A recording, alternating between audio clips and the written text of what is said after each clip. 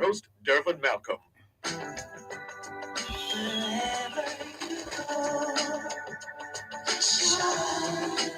In tribute to Jamaicans in the diaspora, wherever you go, you shine. You make us proud. Despite our challenges at home, you never give up on us. Our sincere thanks. Wherever you go. It is Saturday, the 3rd of September, 2022, and we greet you well. Wherever in the world you are listening to us here on the Jamaican Diaspora, live online on Power 106 FM, the program created especially for you, yes, you, and you, and you. It's a program that seeks to demonstrate what can happen when Jamaicans abroad join hands with Jamaicans at home, and the extent to which that work transcends the very borders of Jamaica. And so it's about operating in a borderless space and collaborating and keeping in touch and communicating and making sure that we're on the same page. And if we're not, let's talk about it, let's discuss it, let's work it through, and let's do all we can to harmonize Jamaica and Jamaicans at home and abroad. And that we're not going to have quarrels and debates and concerns and issues. But as a family, we're going to work it out. We must work it out. Only we can fix Jamaica. We are the ones we've been waiting for. To borrow a line from Barack Obama, I believe. Hello to those of you listening to us on 106.1, 106.3, 106.5, 106.7, and 106.9. From Morant Point to Negril Point, from the Goat Islands to Galena Point. This is Power 106 FM, serving Jamaica and the diaspora. Hello to those tuned in via the Power 106 FM app, which you've downloaded from the App Store or the Google Play Store, depending on the nature of your device. Downloading is free, listening is free, wherever, whenever. We acknowledge those who have dialed a designated number to listen to Power 106 FM from the United States and the United Kingdom. If you're in the US and you wish to dial a number to listen to Power 106 FM, you can call 631-359-8281, 631-359-8281. If you're in the United Kingdom and you wish to dial a number to listen to Power 106 FM, you can call 0330-606-0953, 0330-606-0953. We're streaming live video on the Dervan Malcolm Facebook page. If you're not there yet, log on to Facebook. In the search box atop the page, type DERVAN MALCOLM, and you too will be able to not just hear, but see what's happening in the studios of Power 106 FM. Now, here's the thing. There's a story that continues to gather momentum, and it has reached a point now where action has been directed to be taken, and we're talking about the farm work program. That's what we're talking about in Canada, based on what we've been hearing, at least within this week, and the reactions and the responses to information that has been put in the public space. What we are hoping to do on today's edition of the Jamaican Diaspora Live Online, with your help, is to give you an opportunity, those of you who have had any experience in the farm work program, whether in Canada or the United States, we want to hear from you. We want to give you an opportunity to share your story, to share your experience, to give us your thoughts on all that you've heard so far and all that you know if you were at one point or another a farm worker. And so we're going to encourage your calls and your messages in that regard.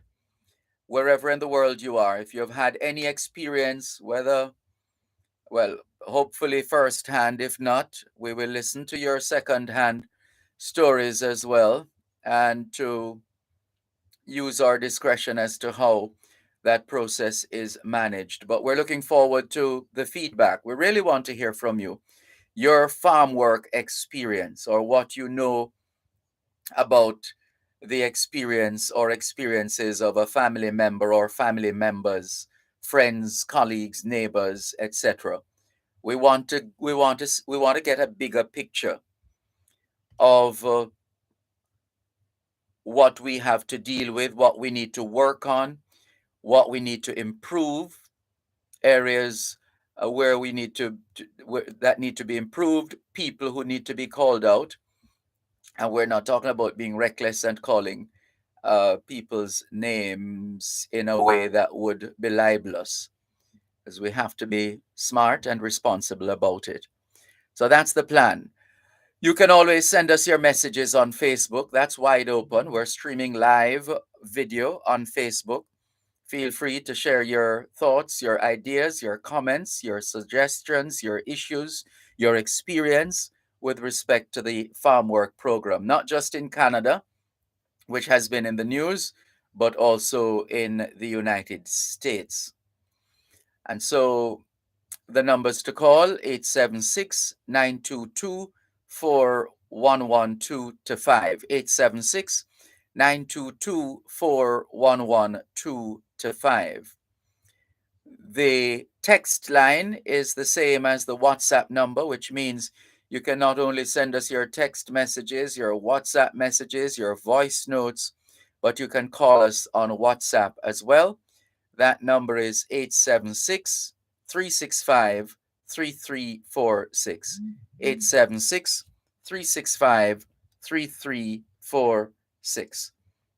We want to hear those colorful stories and experiences. We want to learn of those who have benefited from the programs, those who have had issues over the years, but for whatever reason have not come forward to express themselves in that regard. So, this is the day if you wish to share with us on the subject of the farm work program, which has been in place, I gather, since 1966.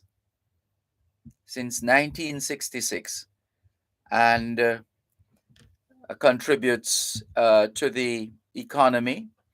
But of course, there have been long-standing issues which people have talked about in their circles, but and to some extent, some of it would have made the news at some point in the past or another. Instances where a farm worker has been injured, or sadly, where a farm worker has been uh, killed or otherwise disenfranchised. But here's another iteration of stories and experiences and information out in the public domain with respect to the program. So we want to hear from those who have been involved with the program at one point or another, and what has your experience been, and how it was dealt with, etc., etc. So it's over to you in that regard, and we look forward to receiving your messages. In the meantime, let's give you an idea of what's in the Gleaner today. Warmington hails George Wright as model MP. That's the front page story. Everald Warmington parliamentarians to adopt the approach being taken by independent Westmoreland Central Member of Parliament George Wright to the management of their constituencies. And for those who are wondering, so what's the big deal or what's the significance? Well, uh, when that name is called, it evokes all kinds of debates, discussions, disgust, etc., a whole host of emotions. Why? Well, the story is Wright, who was elected in 2020 on a Jamaica Labour Party JLP ticket, resigned from the ruling party after finding himself in a whirlwind of controversy after a video of a man physically assaulting a woman was widely circulated. Wright did not admit to being the man in the video, and the police closed an investigation into the matter after saying the identities of the persons were inconclusive, despite Wright and a female companion filing reports of assault against each other. Amid the firestorm, the parties also indicated that they no longer wished to press charges.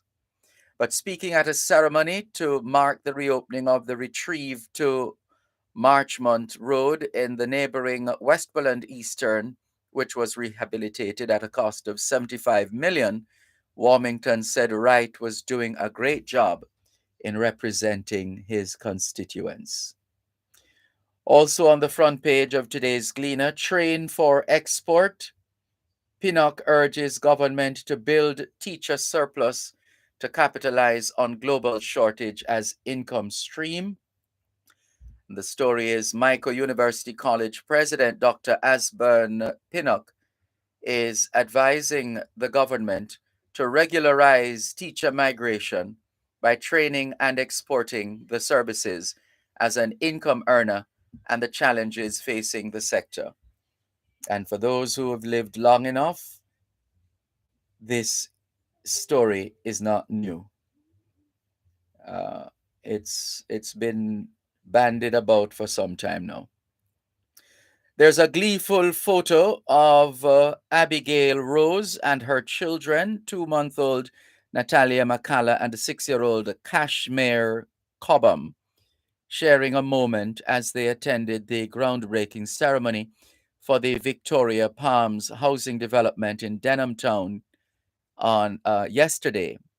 Kashmir was wishing to catch a glimpse of Prime Minister Andrew Holness, who addressed the ceremony.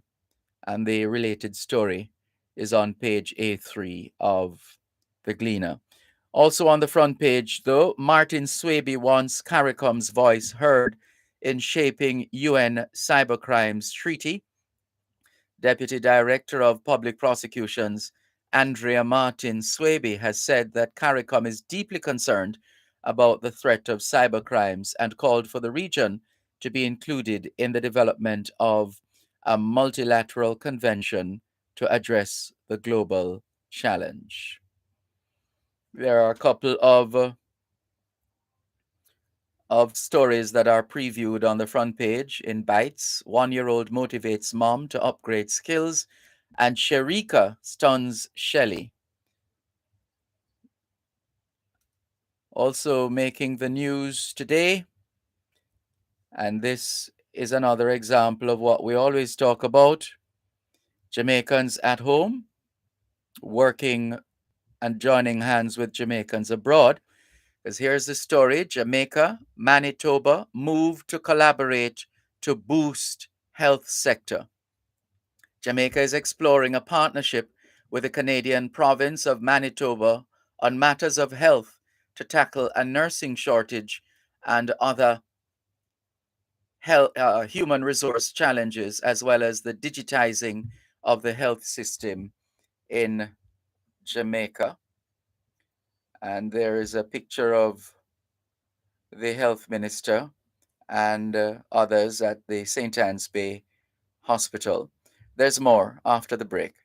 You're listening to Power 106 FM. The time is now. It's coming up to it. Well, it's now 15 minutes past 6 o'clock in the morning here at Broadcast House, 32 Lyndhurst Road, Kingston 5, St. Andrew, Jamaica, which means it's 8:15 a.m. in Hamilton, Bermuda. Tune in to Farm Talk every second and third Tuesday of each month at 6:18 a.m. for the feature Hyper Food Independence. Hyper Food Independence will focus on solutions for farmers, such as land, animal husbandry, agronomy, and Hyper Food Independence every second and third Tuesday from 6:18 to 6:30 a.m. during Farm Talk, only on Power 106 FM. Hyper Food Independence is sponsored by Hypro. Wherever you go, shine. In tribute to Jamaicans in the diaspora, wherever you go, you shine. You make us proud. Despite our challenges at home, you never give up on us. Our sincere thanks. Wherever you go, shine.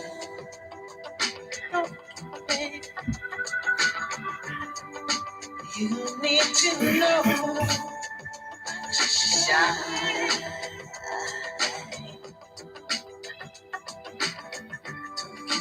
Anything you want to be.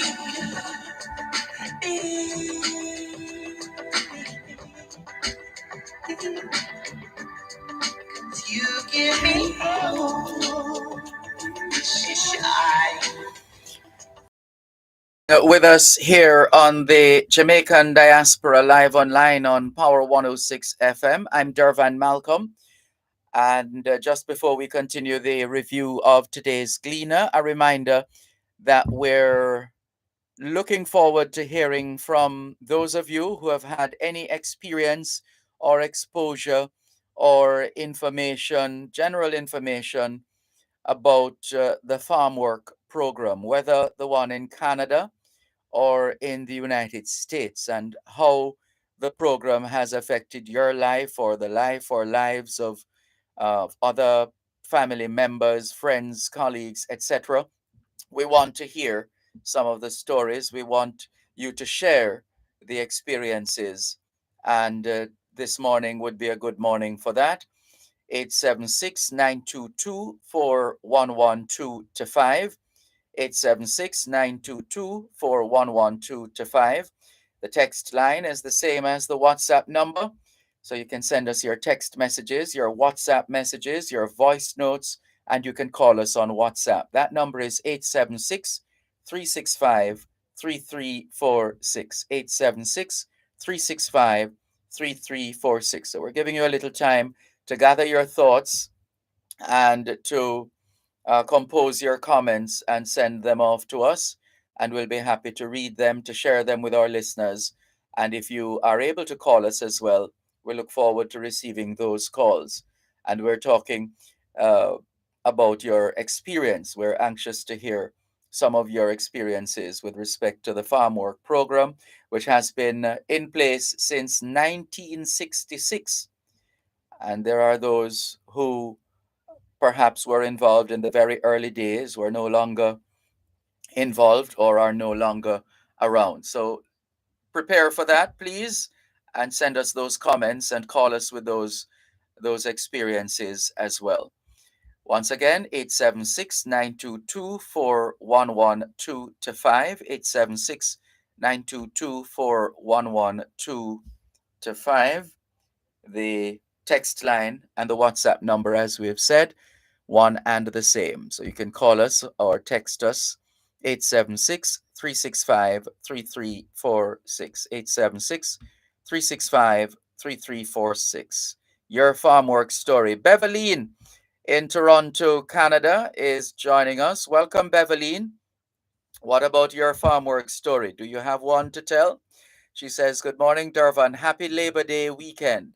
Happy Labor Day weekend to you too, Beveline in Toronto, Canada, and to those in the United States. I believe it is Labor Day weekend in the United States as well.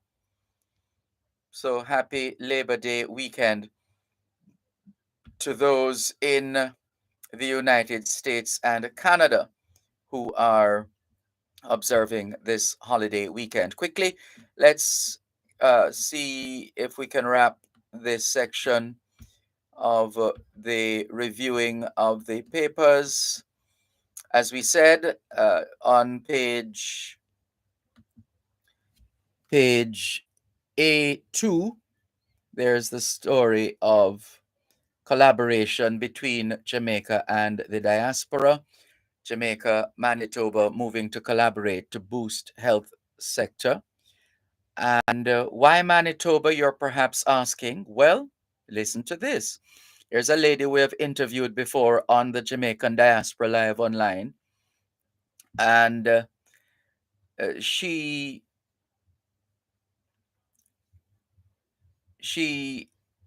is representing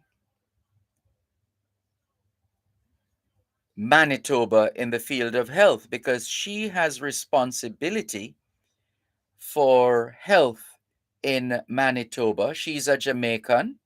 She's the first Black person to sit as a cabinet minister in Manitoba.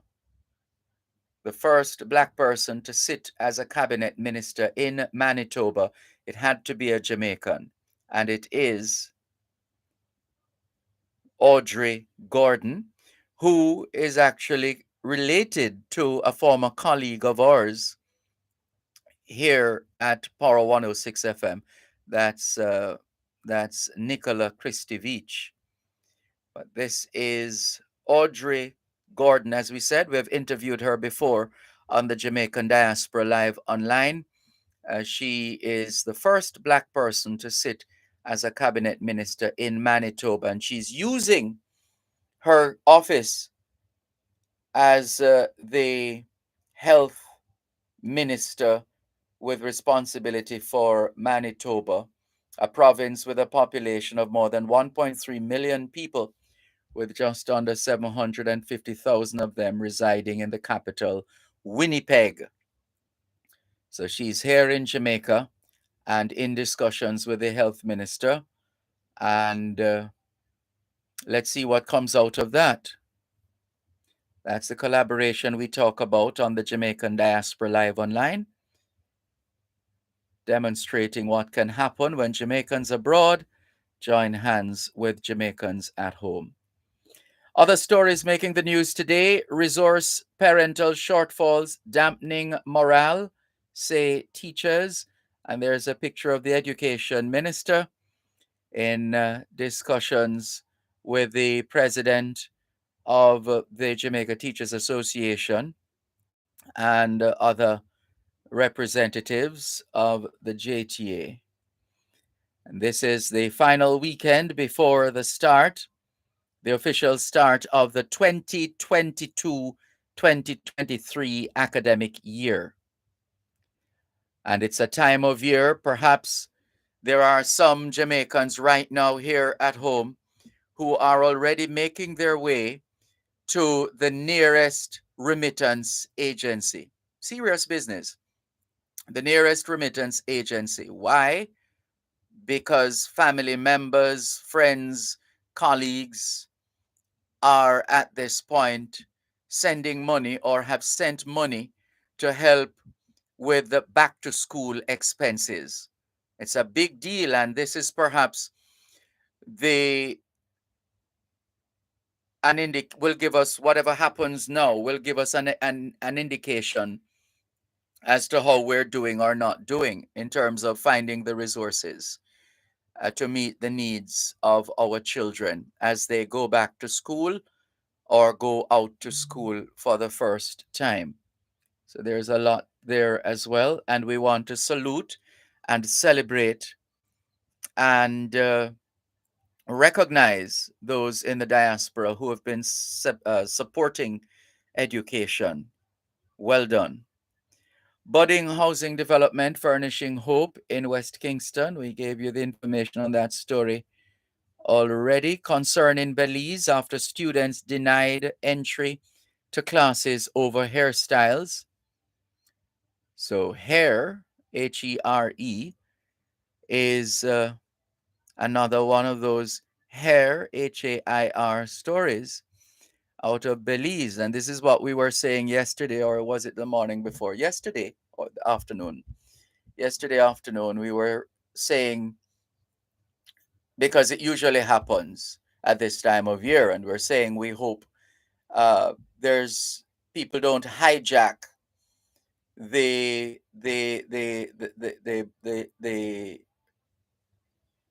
the restart of school for this new academic year, and that if people have issues, if parents and guardians have issues, the solution can't be to come to TVJ or go to CVM or NNN or wherever else with placards.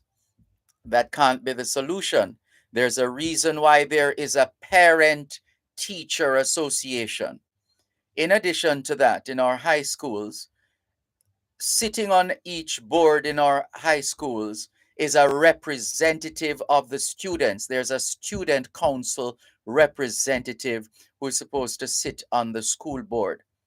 So at there are avenues. There are avenues through which these matters can be handled. There is no need to call down shame and scandal on any school for seeking to enforce established rules of the school, which, if parents and guardians have an issue with and they believe they need to be re examined, take it to the Parent Teacher Association in the first instance. And if you're still not satisfied, you can always ratchet it up to the next level and the next level, etc. But let's hear the Belize story. So the story is the Belize government is expressing sincere concern and dismay over reports of students being denied entry into their educational institutions over adherence to respective school hair policies. The Constitution enshrines the principles of social justice and clearly states in its preamble that equal protection should be given to children regardless of their social status, and that a just system should be ensured to provide for education and health on the basis of equality. The Ministry of Education, Culture, Science and Technology said in a statement. The ministry said that while school authorities do have the right to impose codes of conduct and general rules and guidelines for the proper administration of their schools, students cannot, however, be removed from or denied admission to school because of the length of their hair. So that's what's been happening in Belize. Apparently, they have started their academic year already. All right, let's quickly see what else is in the news. The usual good heart section of the Gleaner. Senior citizen calls teeth cleaning a blessing after 15 years. The things we take for granted, eh? Look at this joyful picture. I don't know how people can harm children. Look at these adorable children uh, with their school bags and whatever other goodies they got at the this. Let's see. This was hosted at Waldensia Primary and Infant School in Sherwood Content, Trelawney last weekend. That's Usain Bolt's school. He attended Waldensia Primary and Infant School. So this was a give back. It's called Dental Days, uh, and it's a give back hosted at the Waldensia Primary and Infant School in Sherwood Content, Trelawney, and there are other pictures. Dr. Terry Carell Reed donates copies of book to Jamaica Library Service. Well done, Terry Carell. Well done. And also some other stories now coming out of the diaspora. As Carnival returns, let's not forget its roots, writes Montel Gordon. And let's take the break and come back. You're listening to Power 106 FM. The time is now 6:30 in the morning here at Broadcast House, 32 Lyndhurst Road, Kingston 5, St. Andrew, Jamaica, which means right now in Manitoba, Winnipeg, Manitoba, it is just about, let's see what time it is in Manitoba now. We're on the same time. That's what we figured. Same time, 6:30 in the morning.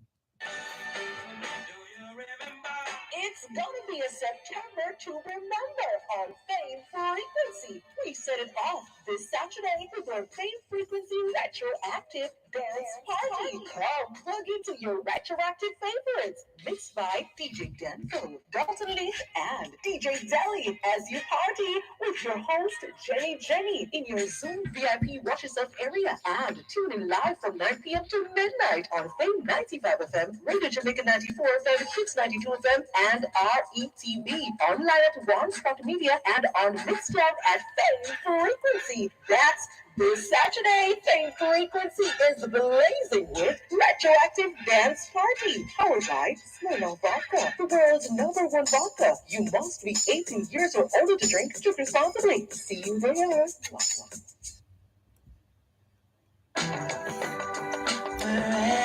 So the carnival being referred to is Notting Hill Carnival, which remains an instrumental event in the Black British calendar and last week witnessed its anticipated return to the streets of West London. That's Montel Gordon's story. There's a picture of High Commissioner George Ramocan and Dr. Ramocan, his wife, with photographer Neil Kenlock, Carmen Allman, florist Peter Mudahi, CEO Pax Cosmetics, George Ruddock, editor of the Weekly Gleaner newspaper, and Sharon Thompson, marketing manager of Design Essentials. What was that all about? High Commissioner Ramocan bids farewell after 5-year stint. So Seth George Ramocan, Jamaica's High Commissioner to the United Kingdom since January 2017, has bid farewell to the UK Jamaican community after his term of duty ended last month. The outgoing High Commissioner and his wife, Dr. Lola Ramocan, were feted by staff of the High Commission at a special evening reception at the picturesque Pump Gallery in Battersea Park, South London, on Wednesday, August 24. We wish High Commissioner Ramocan and his wife, or Dr. Ramocan, all the very best, and we thank High Commissioner Ramocan for his service to Jamaica. The Gleaner's Neil Armstrong receives JCA Community Service Award. That's another story from the diaspora. From head boy to an editor, Neil Armstrong has always been on a path of leadership. At Jamaica's Independence and Jamaican Canadian Association's anniversary gala celebrating 60 years, meaning the Jamaican Canadian Association 60 years for Jamaica as well. And Neil Armstrong was among 4 other recipients of the Community Service Awards. Well done, Neil Armstrong. And there's a picture of Neil receiving the Community Service Award presented by Chris Campbell, Equity, Diversity, and Inclusion Representative of the Carpenters District Council of Ontario. So those are some of the diaspora stories. Now, here's a reminder that we are looking forward to your response, your feedback with respect to the farm work program. Those of you who have benefited from the program, who have experienced the program, who have family members who have had uh, farm work experience, and you want to share their story with us, feel free. The lines are open. It's what's been in the news here in Jamaica and in Canada, and we thought we'd give uh, as broad a cross section of Jamaica and the diaspora as possible to share their stories if they care so to do. So the lines are open: 876 922 4112 to 5, 876 922 4112 to 5. The text line, same as the WhatsApp number, which means you can not only send us your text messages, your WhatsApp messages, your voice notes, but you can call us on WhatsApp as well. Your story with respect to the farm work program. Malcolm's Building and Trading.com says, blessed good morning to life. It's a blessing, so we all give thanks. So let's do the right thing to make each other happy and to keep safe. Love to listen to Sir Malcolm. You are a gift to life. You're too kind. Malcolm's Building and Trading.com. Thank you. Errol Townsend, and this is Errol in New Jersey, saying pleasant good morning and happy Sabbath to you, Dervan. Thank you, Errol. And Beverly Palmer saying, good morning, Dervan. I'm in Manchester, Jamaica. Just sent your YouTube link to the grandchildren in the UK. Well, that's very nice of you, Beverly Palmer. Thank you. And hello to your grandchildren in the United Kingdom. Levi Goslin says, good morning, Mr. Malcolm. Long time no see. I like your shirt. It's getting cool here in New Jersey. Levi Goslin. Thank you very much, Levi Goslin. All the very best. Keep those messages coming in. That was on YouTube. Let's hop across to Facebook Live. Beverline says, feeling down as my daughter leaves to start her first year in university. What? Time flies. You mean one of those little girls we met in Canada years ago, Beverline? Geez, going to university. So she says, feeling down as my daughter leaves to start her first year in the university, which is the University of Ottawa in our nation's capital, to pursue her goal in sports management, kinesiology. Let me check the spelling of this word here, though, Beverly, just to confirm. You know, we never miss a teachable moment, right?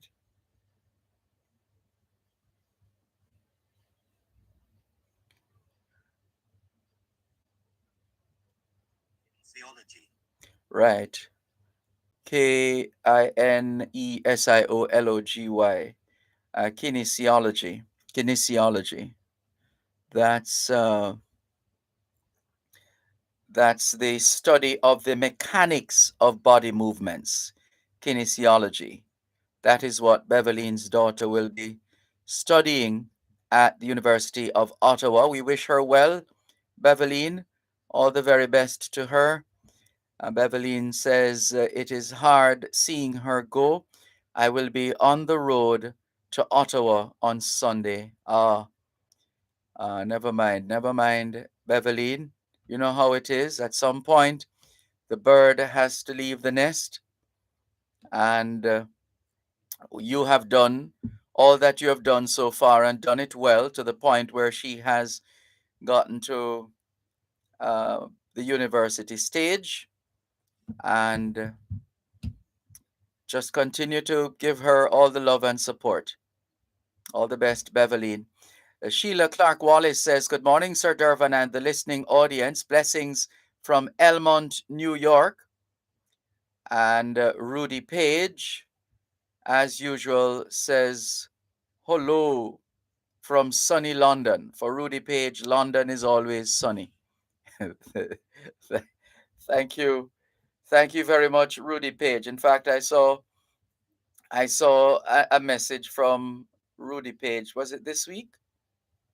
Let's see. I think so. Was it this week? Uh yes. Stand by, Rudy Page. Yeah, we knew we were forgetting something. All right, stand by, stand by. Right. Thank you very much for staying with us here on your program, both, well, the Jamaican Diaspora live online on Power 106 FM, still streaming live on the Gleaners website, go-jamaica.com, live on your smart devices all over the world. And we haven't seen any response so far. So I think at some point, sooner rather than later, we're going to move on. We thought of giving members of the diaspora and those right here in Jamaica an opportunity to express themselves with respect to the news that we've been discussing and debating and generally talking about this week with respect to the farm work program in Canada. And people have been sharing their experiences in terms of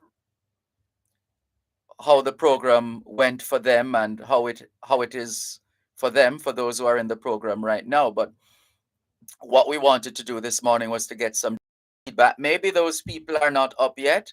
those Maybe they're not up yet, but they're farmers, so we would expect them to be up.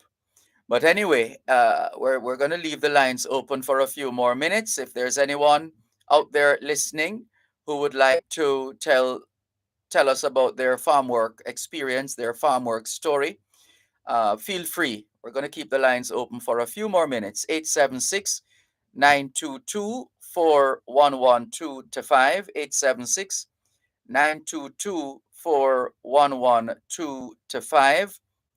The text line, same as the WhatsApp number, 876 365 3346. 876 365 3346.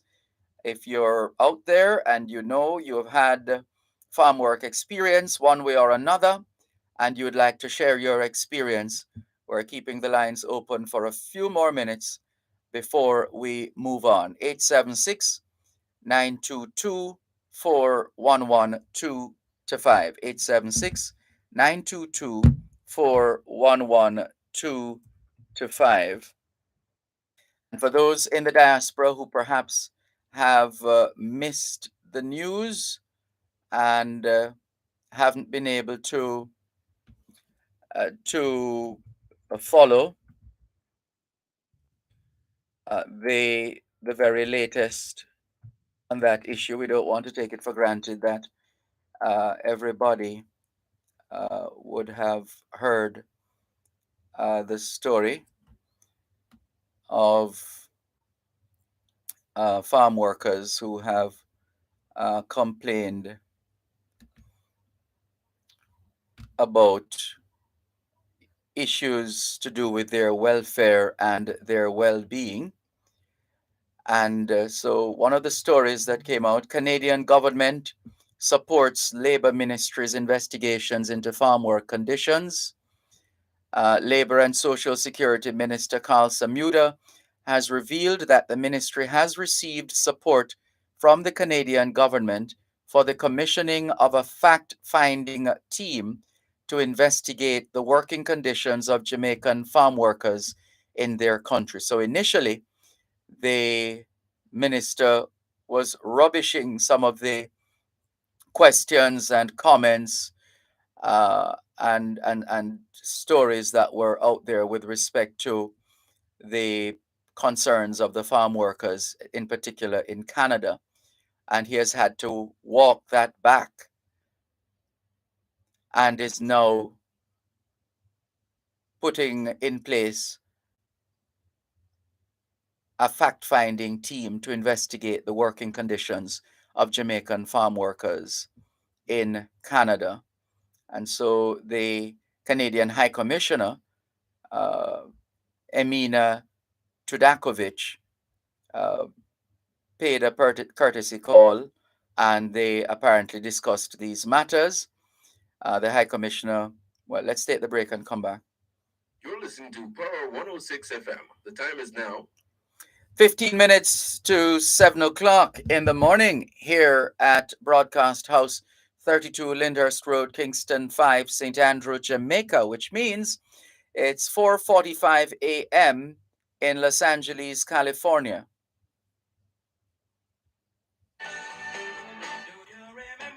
It's gonna be a September.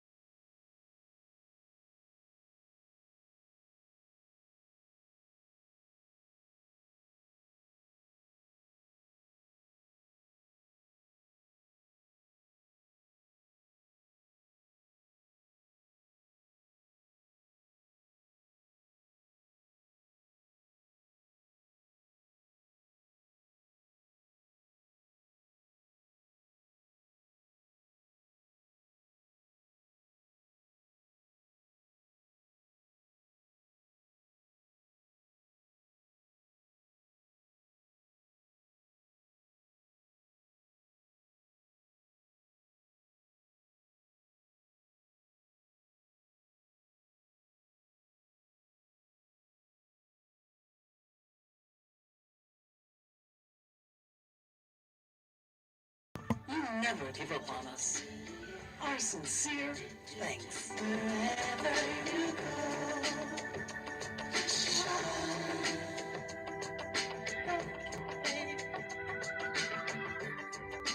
you need to know. Shine.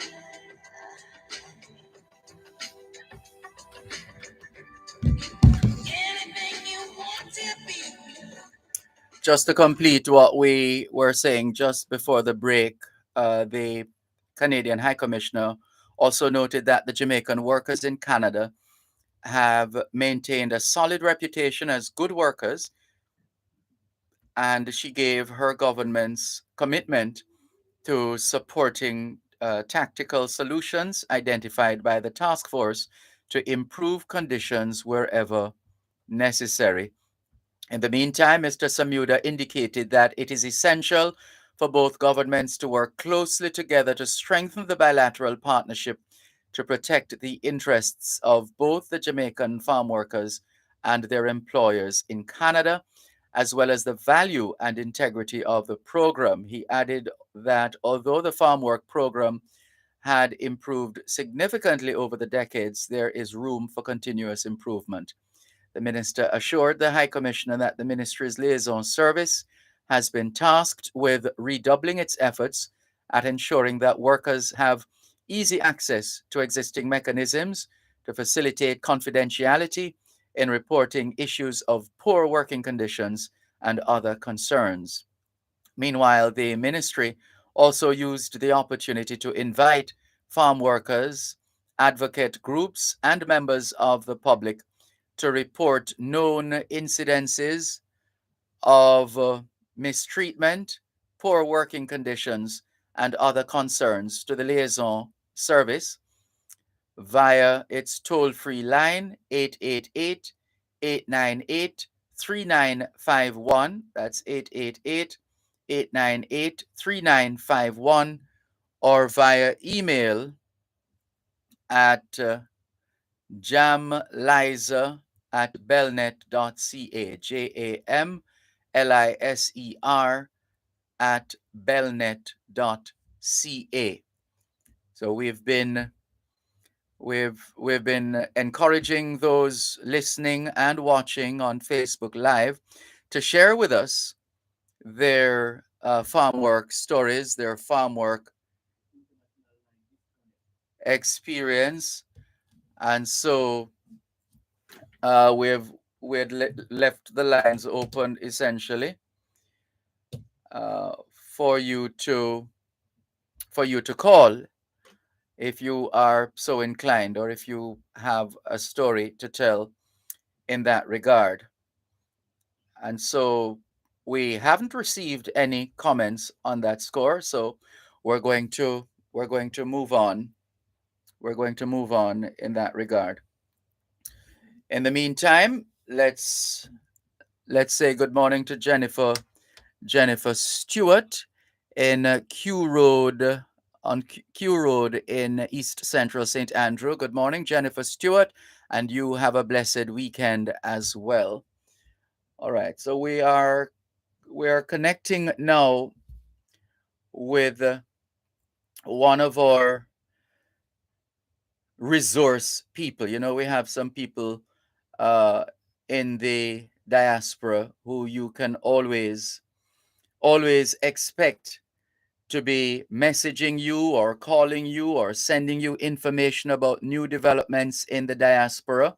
Rudy Page is one of those people. He is the Chief Executive Officer of Making Connections Work, and he never stops working. Do you, Rudy Page? Good morning. How are you? I'm feeling good, Dervan. Good to catch up with you again, as usual. Well, I do rest from time to time.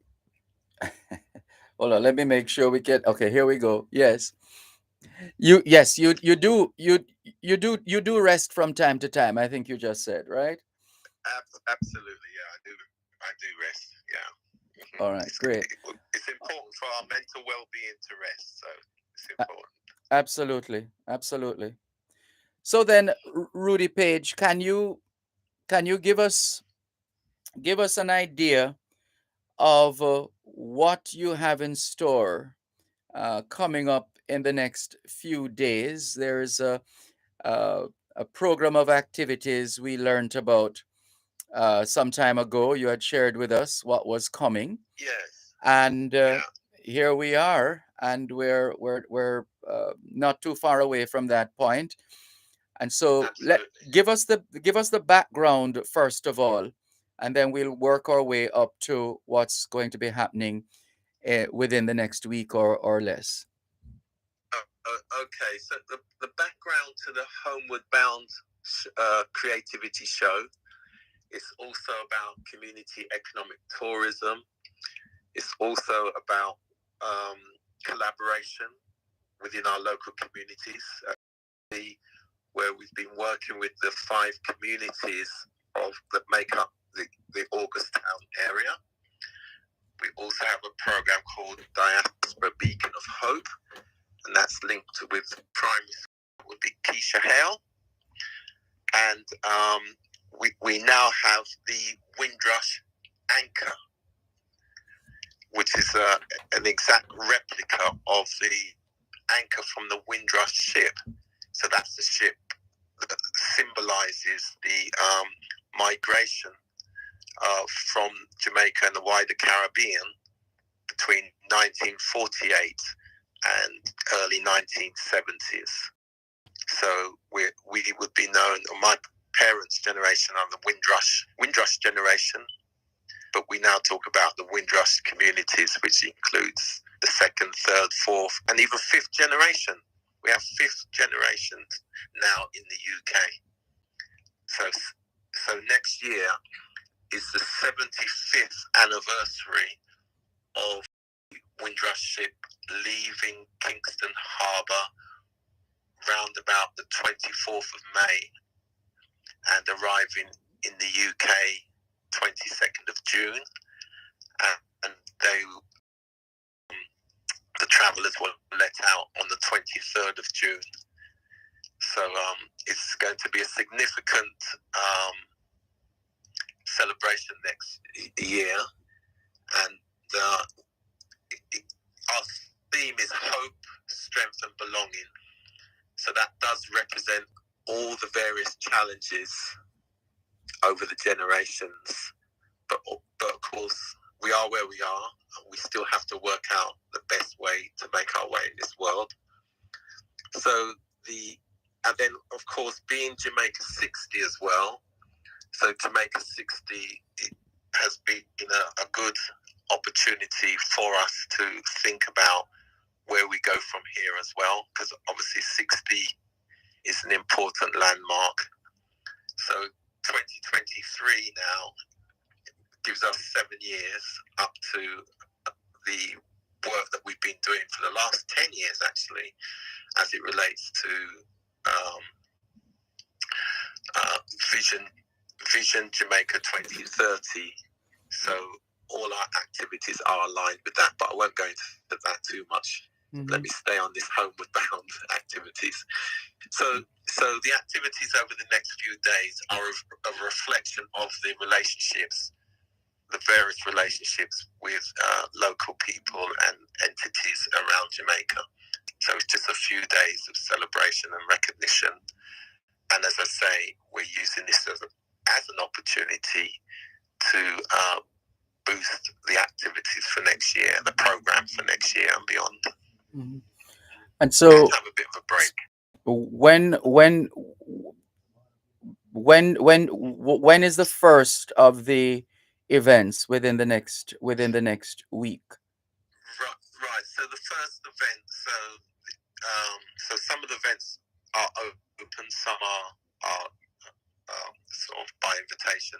So the first event of activity is Friday the 9th of September. So that's would be in Augusttown Primary School. We'll also be visiting the area. So what will be? Let's take them one at a time. So when you said you're going to Augusttown Primary School on the 9th? Yeah. So that's Friday the 9th of September. Mm-hmm. So Friday the 9th of September. And is that just a courtesy call, or is there more to that visit? That's a courtesy call. The principal, Miss Solomon, and we will also be visiting the area where we intend the community helpers mural will be in Hermitage, and I know in the past you've spoken with Dr. Lola Ramakan. Yes.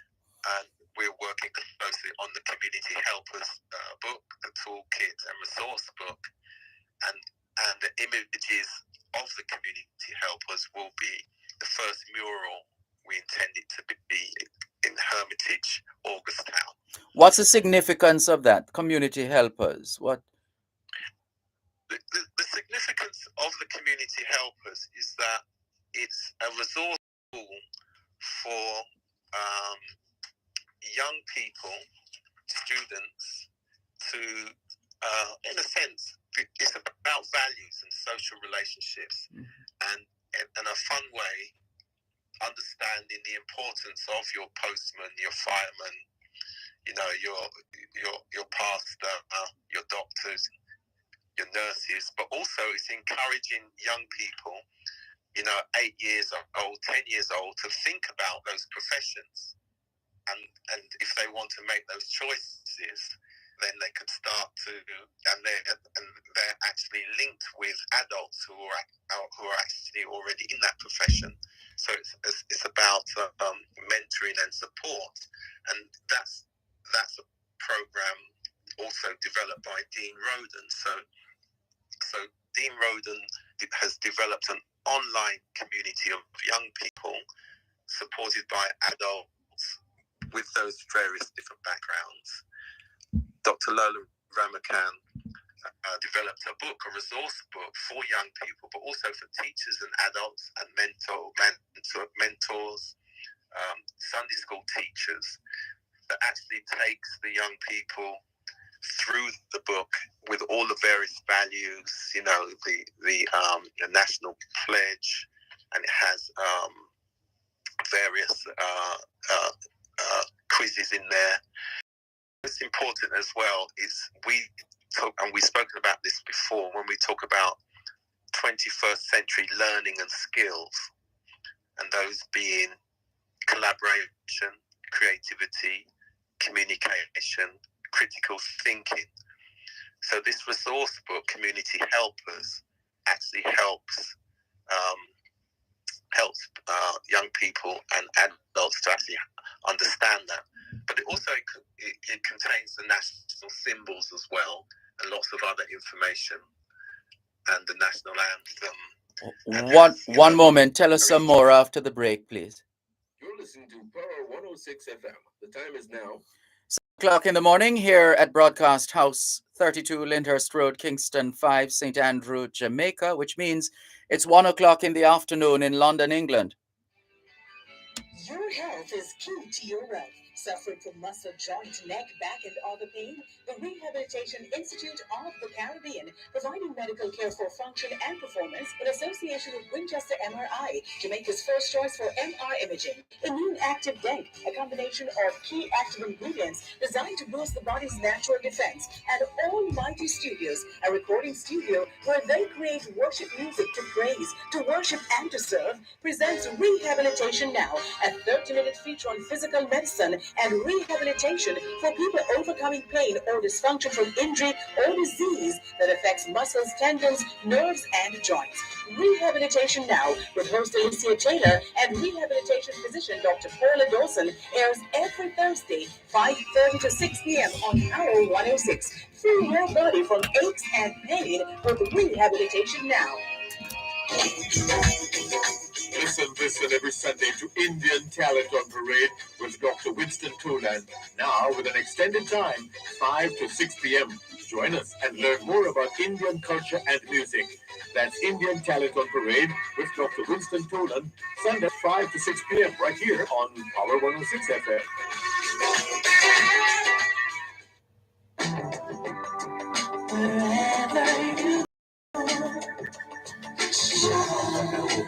In tribute to Jamaicans in the diaspora, wherever you go, you shine. You make us proud. Despite our challenges at home, you never give up on us. Our sincere thanks. Wherever you go,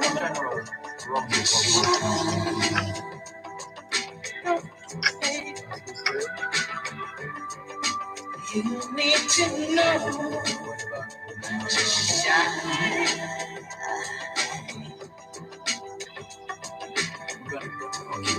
Anything you want to be.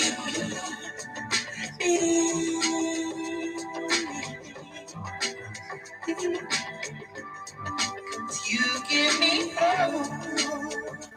Shine. Oh, shine. Shine.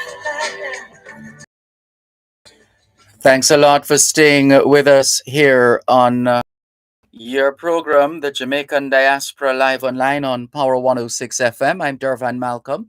Hello to Antoinette PB. She says, morning, Dervan from London. Morning to you, Antoinette PB. Good to see you, Antoinette. Inez Iona Campbell says, good morning, Mr. Dervan and viewers. Sending a happy birthday to myself. On this day, a star was born. After all, why not? By all means, Inez Iona Campbell, you're the star who was born on this day. Norman Hines says, blessed morning, Sir Dervan, Malcolm, and listeners. Blessed morning to you too, Norman Hines. Kwame Sabbath Gordon says, good morning, Manchester, Jamaica. Good to know you're out there in Manchester, Jamaica, listening and calling through. Good to have you on board. Thank you very much.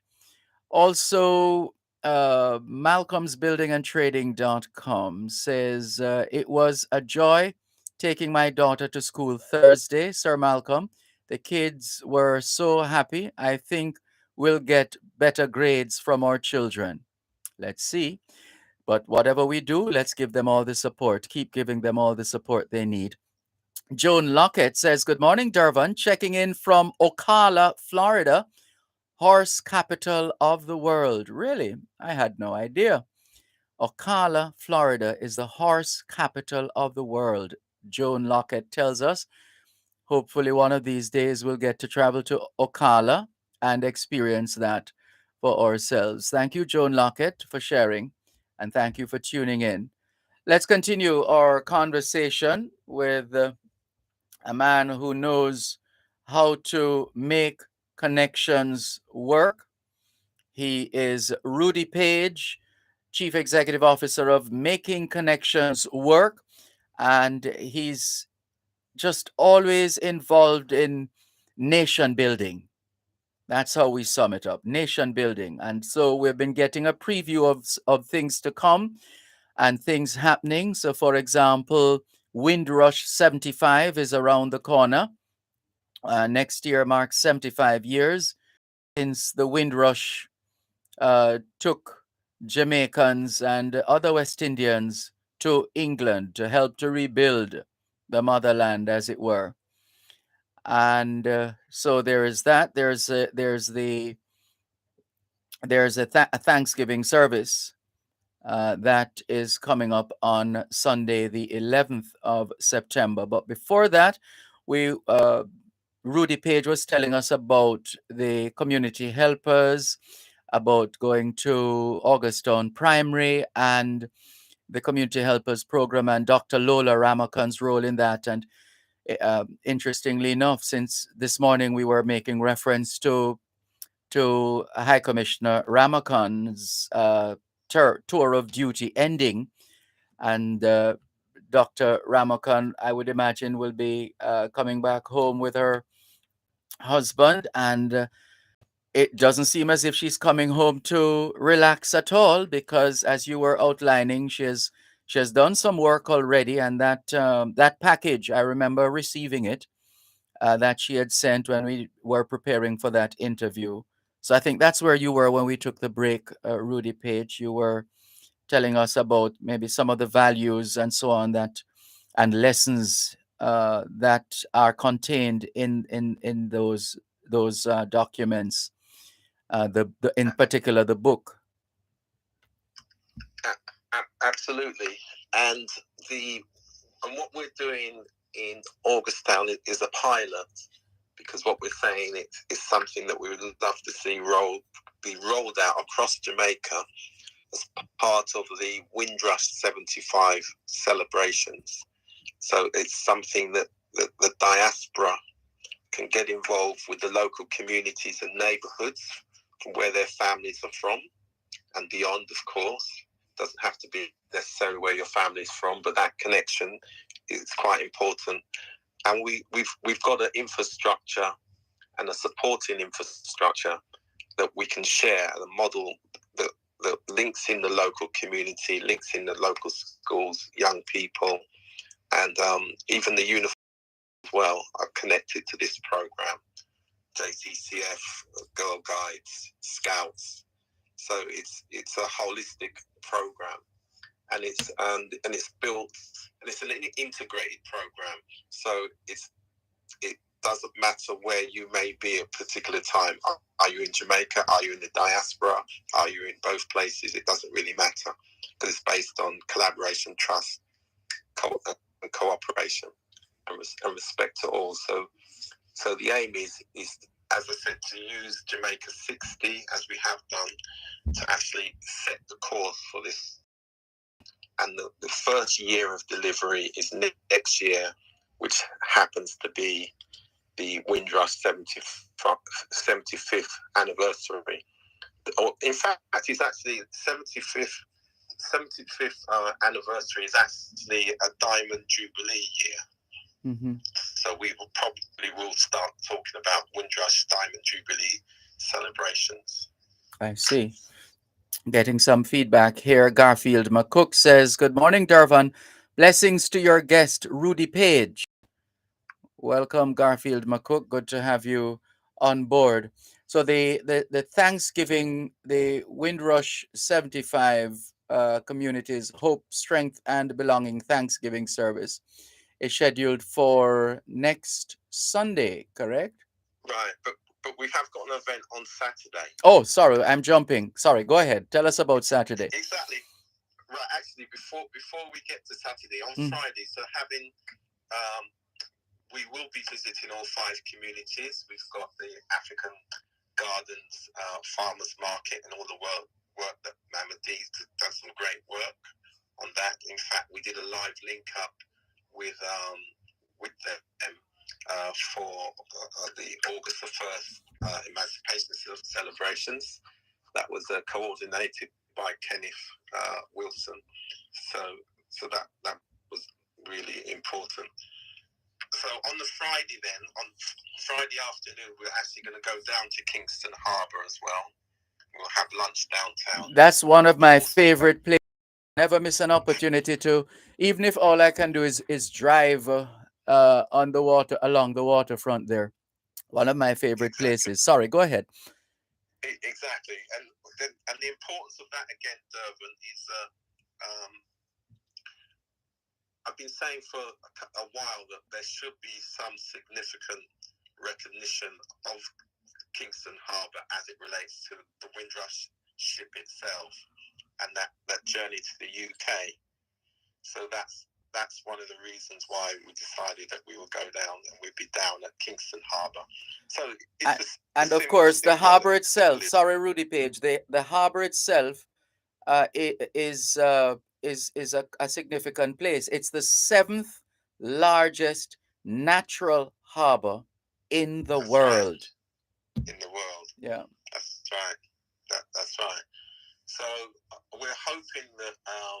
So you're going for lunch on the harbour. That's where you were. Yeah. Yes. So yeah, we're going to go for lunch downtown, and then we'll take a walk along the harbour somewhere in particular. We as it's the symbolism of marking where Jamaicans left 75 years ago, and we'll be thinking about how can we have some kind of mural down there, maybe of the Windrush anchor.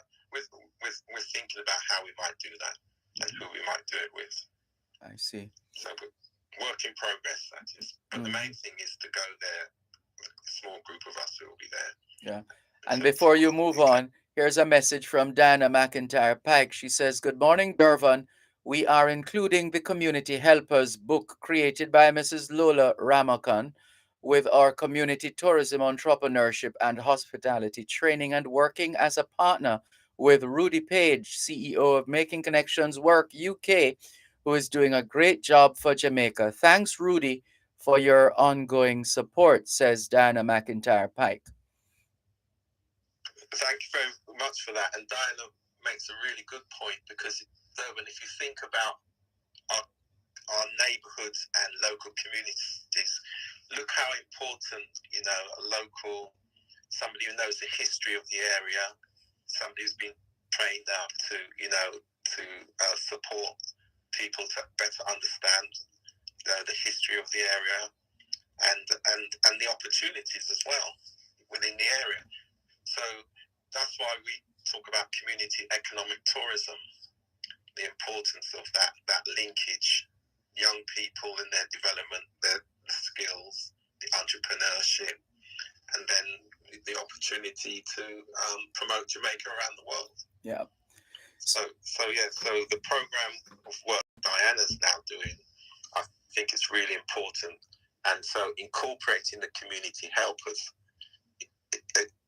puts in some infrastructure into that training and development. And it's based on values, which are the most important thing. Absolutely. So that's Friday. Anything else on Friday, or do we move to Saturday now? So we can move to Saturday now. Oh yeah, we will take a walk along the creative area downtown.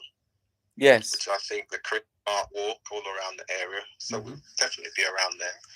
So I'm very interested in that. And then Saturday now is our Homeward Bound community event, and we will some of our diaspora colleagues from the US there as well. Gary McCook coming up from Atlanta, and of course he did the recently successful foreign song competition. So Love and Faith World Ministries, 33 Balmoral Avenue in Kingston 10. And so we've got a community event there in support of the Community Helpers Mural Project. And we'll have, again, it's going to be getting together members of the diaspora who happen to be in Jamaica at the time, those who and those who have travelled, and those who have been resident for some while, and that's just a get together, and we'll be sharing some stories, and as I say, seeing how better we can support youth development in Jamaica. So we're going to have a wide range of people from different backgrounds. So we're looking forward to that. And seeing another, before you move on, another message from Diana McIntyre Pike saying the UNIAACL. Well, let's come back to that. We have to take a break. One moment, please. Healthy habits start with washing your hands several times per day with soap and water. If soap and water are not available, use Benjamin's hand sanitizer and rubbing alcohol. The time by Benjamin's is 7:15 in the morning here at Broadcast House 32 Lyndhurst Road, Kingston 5, St. Andrew, Jamaica, which means it's 3:15 p.m. in Addis Ababa, Ethiopia. It's here, it's there, it's everywhere. It's onestopmedia.com. Watch your favorite local program or listen to your favorite radio station from anywhere in the world on your tablet, smartphone, or personal computer. Download the app now and keep up to date with your favorite local programs on TVJ. Check us out at onestopmedia.com. Follow us on Instagram, facebook.com/onestopmedia, and subscribe now. OneSmartMedia.com. Gen Zers, we're back. Gen Z returns with a new look, fresh faces, hot topics, and a whole new vibe. We're talking finance, dating, dancehall. You think it? We discuss it. You don't want to miss it. Saturdays at 10 a.m. on Power 106 FM and 6:30 p.m. on TVJ. Gen Z, a show for the youths, by the youths.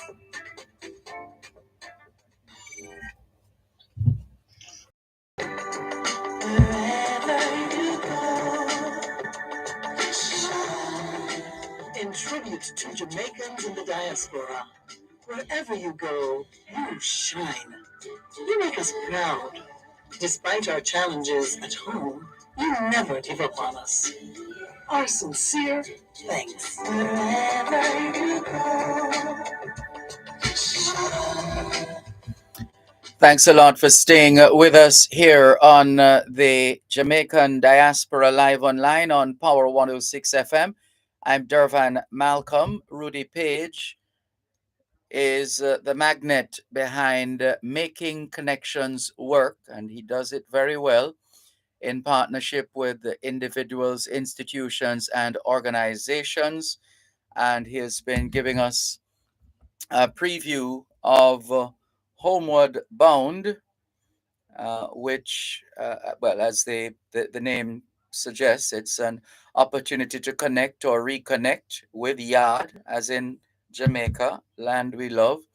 So this Homeward Bound experience running from the 9th to the 12th of September, and also preparing us for 2023 when we mark Windrush 75. So there's a Thanksgiving service for that on the 11th of September. And that's at Love and Faith World Outreach Ministries at 33 Balmoral Avenue, Kingston 10. And there are other happenings. And in fact, Diana McIntyre Pike has been chiming in as well. She says the UNIAACL, under the leadership of the Lady President, organized the Resource Marcus Garvey Fair at the waterfront in 2019 to celebrate the ship built by Marcus Garvey. And it would be great to do this again in 2023 and get better support.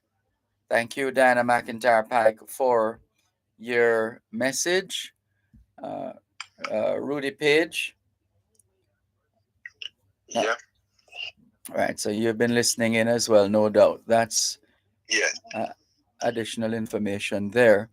Now, in terms of the other happenings, remind us. So you are going to do the walk on the in the art enhanced or oriented section of the city, downtown Kingston? Yes, so Friday. Do all Mm-hmm. that Friday Right. afternoon. Okay. And then we spoke about the Saturday, what that's all about. So that's just bringing people together, Mm-hmm. various friends and those who, and it's open to anyone as well if they want to come along. Yeah. It's open. And and then on Sunday we have the Thanksgiving service again at the same place, Love and Faith Ministries, as mentioned, from 10 a.m. So our theme is hope, strength, and belonging. So what we say now is that the anchor, and the anchor represents hope, strength, and belonging. And you remember the hymn, will your anchor hold through the storms of life? Mm-hmm. So the anchor is now becoming an important symbol of that we can work around. So not only does it provide education, or as a project can be used for education, community services, training, as we've heard already. But we actually have a cardboard. We actually have a cardboard, the actual cardboard replica of the anchor. So with the stand, it stands about 12 foot high.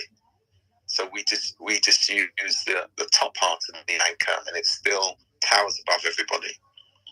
And we've used that also for community activities, community development work.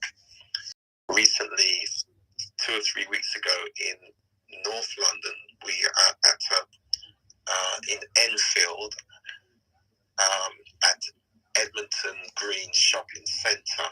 We had a Windrush Anchor Festival, and it was primarily led by young people, and the young people were given the opportunity to lead and produce a showcase. We incorporated health and well-being and the involvement of the local businesses. So there's this model that's developing, which we hope to share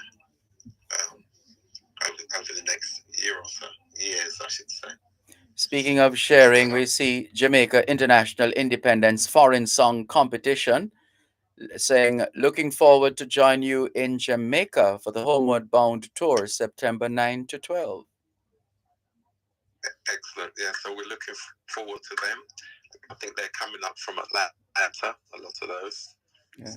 It's their era. So, again, what we're trying to do, especially for next year, is to set an agenda where we can meet in Jamaica and enjoy and still deliver projects and programs of activities at that grassroots level, really, in the neighborhoods, in the local communities, because the uncertainty in the world we now face, all systems and structures are now focused on the neighborhoods and local communities. So I think it's important that the diaspora starts to think about that as well, because it's happening in our own neighborhoods and local communities where we live. So I think it's important we find ways now thinking about how do we transfer that knowledge and experience back into the areas where we want to do our activities. Very well. Is there a page, Rudy page, where where our listeners can go to follow the homeward bound train, so to speak? Yeah, there will be, probably by Tuesday, everything should be up. And it would be Making Connections Work, Homeward Bound, Jamaica. Making Connections Work / Homeward Bound Jamaica, all right? Yeah, By sorry, Tuesday. Making Connections Work, makingconnectionswork.com, Okay. .com / Homeward Bound Jamaica. Jamaica. Got you. And interestingly, as well, Dervan, the Homeward Bound model. Now we've been sharing and working with the Trinidad and Tobago community, because as you know, it's their 60th anniversary as well this year. Yes, indeed. So with the UK branch of the diaspora, they wanted to adopt the Homeward Bound Jamaica model. And so they've started to fashion their activities based on the Jamaica model. So that's, again, being great knowledge sharing from a Caribbean community perspective as well, which is important from the diaspora, particularly here in the diaspora. Yeah, well put. Well, so Jamaica leading the way again, eh? Indeed, indeed. Question would be, well, I guess you still have a few days, so will you be joining us virtually or physically, Mr. Rudy Page, in Jamaica? Well, both. So. Okay. Okay. I will be in a place very near you on Thursday. Okay. All right. It sounds like a case of see the press for details. And I should say, Dervan, and you would understand this as well. Yes. So the Thanksgiving service, so the scripture for next year that we're using is 11 Hebrews verse 15. 11 Hebrews verse 15. And it says, and truly, if they had been mindful of that country from whence they came out, they might have had opportunity to have returned. And why that is important, again, in the context of Windrush generations and Windrush. So, for example, you could have been born in Jamaica and decided, and then, came to the UK, however you came as a young person, whether you had the choice or not, but you got here, you are where you are, as we say, or we are where we are. And then you may, living in the UK, you may decide that you want to go back to Jamaica. So that's why it's important to be mindful of where you've come from. And because you may be going back voluntary or have reasons to go back in a way that you might not have planned. So that's important. And then what we've also now said from a diaspora perspective, we also have to be mindful that when we leave somewhere, we never know when we might want to go back. And so it goes the other way. So you could be here in the UK, go to Jamaica, and decide for whatever reason that you need to come back. So what we're really saying is you shouldn't be breaking ties. That isn't a choice that you must make. You should be able to live and exist in both places, because you just never know circumstances in life. Those storms of life, you might need to go back. So that's kind of the message that we're, from a diaspora perspective now, the essence of this Thanksgiving service. Yes. And that brings us back to those three words again, doesn't it? Hope, strength, and belonging. Because our program is called Homeward Bound, because those of us who were born or brought up in the UK in the 1960s and 70s would know this. But one of the first questions we used to be asked children, why don't you go back home? And so those of us who were born in the UK or came as a young person used to wonder what that actually meant. So it's an integral part of the belonging. Yes, indeed. It's loaded. Absolutely. Yeah. we want to thank you, as usual, Rudy Page, for all the work that you continue to do in service to Jamaica and Jamaicans and friends of Jamaica at home and abroad.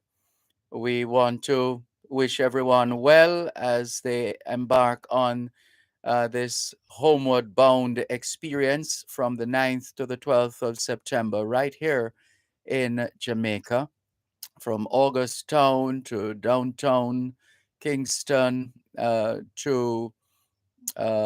to St. Andrew by way of Balmoral for the church service, etc. We trust all will go well and we'll have a good time. Oh yeah, shouldn't forget, we will be on the North Coast on Monday the 12th. All right, hold on. Don't move. One moment, please. You're listening to Power 106 FM. The time is now 7:30 in the morning here at Broadcast House 32 Lyndhurst Road, Kingston 5, St. Andrew, Jamaica, which means it's 3:30 p.m. in Kiev, Ukraine. monkeypox is in Jamaica. If you're experiencing fever, intense headache, muscle aches, and/or rash on the skin, you must isolate immediately and call ahead to your health center or doctor before visiting. All members of the public should wear a mask, frequently wash hands, and practice physical distancing. A message from the Ministry of Health and Wellness.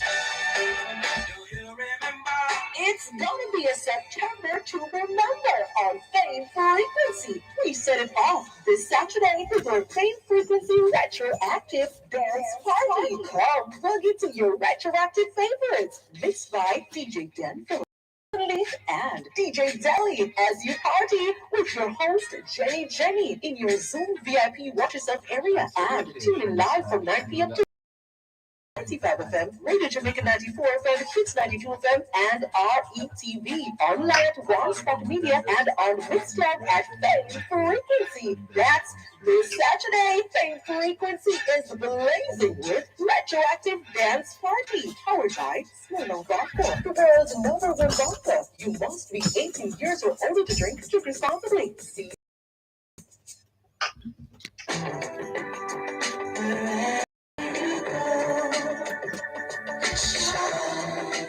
In tribute to Jamaicans in the diaspora, wherever you go, you shine. You make us proud. Despite our challenges at home, you never give up on us. Our sincere thanks. Rudy Page is the CEO of Making Connections Work, and you can always go to makingconnectionswork.com.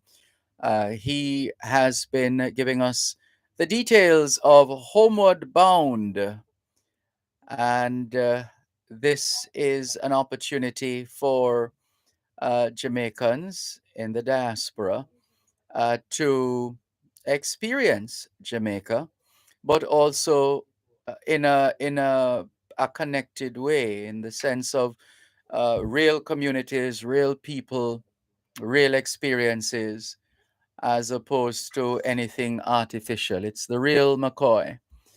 And so a number of activities and visits and experiences from the 9th to the 12th of September.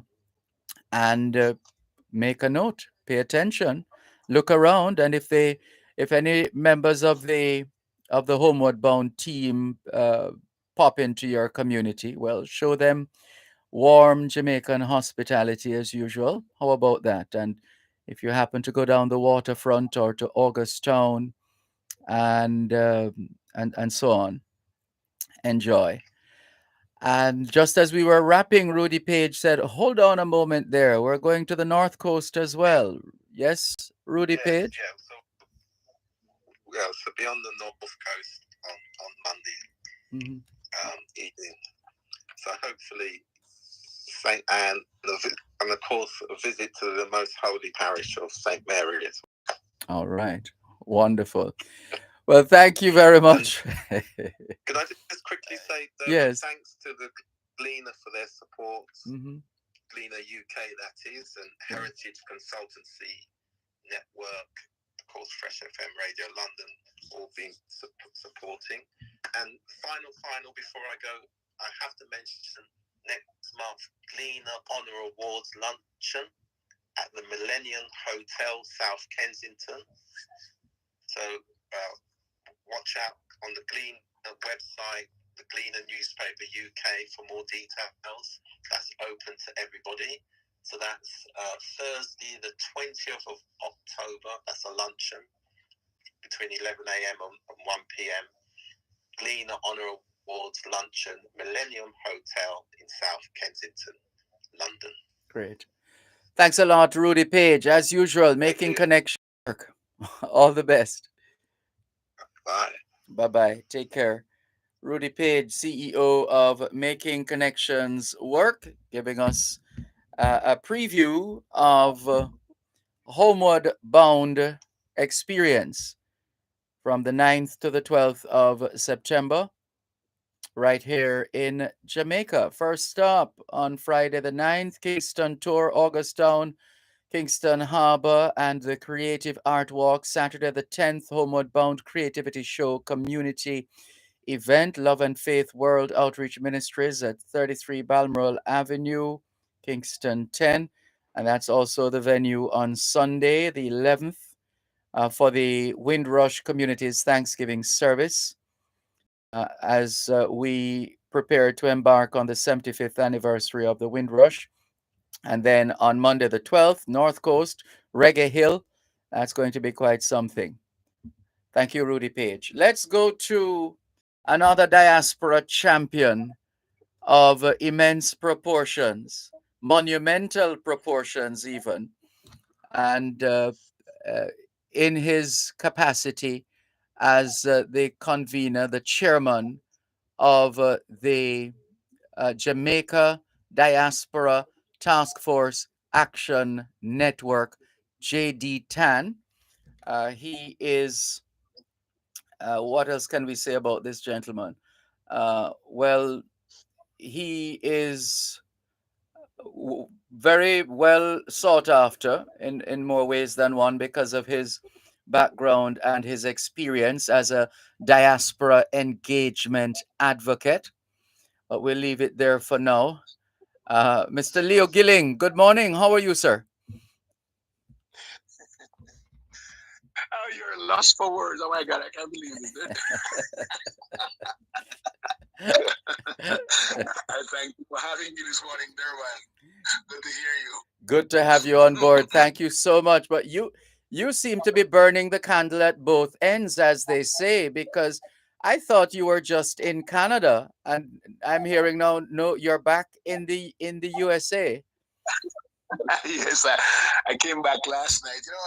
I learned so many things over the past week. I went there for the conference summit, as you will. But I must tell you, I was surprised.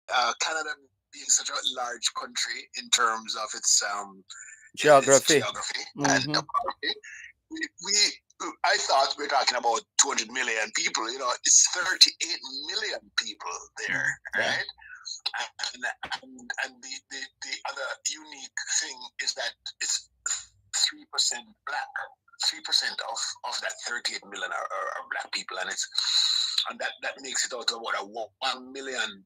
And so I noticed a lot of movements to bring social justice to blacks and Indians. A lot of DEI activities going on, and really, really nice, Yeah. Canada is also a very green during the summer, in short summer, a very green place, very country. But I don't know that at all. I didn't know that. I thought the whole place was that. But Toronto, a monstrosity, right? I love Toronto. I love the ease at which transportation is. I never rented a car, and that's probably the first time. I generally rent cars all over the place, and I was able to get around very easily. And so that also was beautiful. But most importantly, was the first healthcare summit by the JD Tan, face-to-face healthcare summit and I landed in Canada, and we were excited, overjoyed, and let me tell you, I mean, we did not waste 1 minute. It was all excitement from day one all the way. So we went there for the Saturday Taste of Jamaica. I'm not so sure if you heard about the Taste of Jamaica by Dr. Thompson. He was phenomenal. We went into this place with probably about 500, the Jamaica Canadian Association of Nurses, and about 500 Jamaicans in green, gold, and black performances on top of performances. I got to see Letna Allen. Do you remember Letna Allen? Oh Miss my God, Letna, she's yes. great. Oh my God, she's great. So we had fun on Saturday, and Monday morning was we opened up, and let me tell you, it was so much excitement, Dervan, walking into the George Brown College. I didn't know what to expect, but George Brown College on the waterfront, a place when you walk inside and go on top of any one of the floors, you're looking onto the ocean. Wow. What better place to learn? Oh my God, what better place to learn? So want to first say thanks, Dervan, to our sponsors. So let me name them: George Brown College, Black Creek Community Center, very interesting, Jamaica Canadian Association of Nurses, Dr. Lancelot A. Brown Dental Surgeon, and Humber College, and the Jamaica, the National Association of Nurses in Jamaica.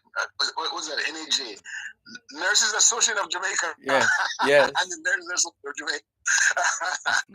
Let me tell you, we had fun together. Everyone who's supposed to have been there, and when we walked in on Monday morning, the place was ready for us. One of the better places that we've been to, where you're looking, you don't need any microphones. It's like a theater room, and from top to bottom we sat there, and let me tell you, a wonderful day. Thank you, Dr. Thompson. Thank you, Dr. Frey. Thank you, all the members of the Jamaica Health Task Force. They did a wonderful job, and I have a book here, a program booklet that says Health Summit 22, August 29 to 31, an absolute marvel. Thank you. Yeah.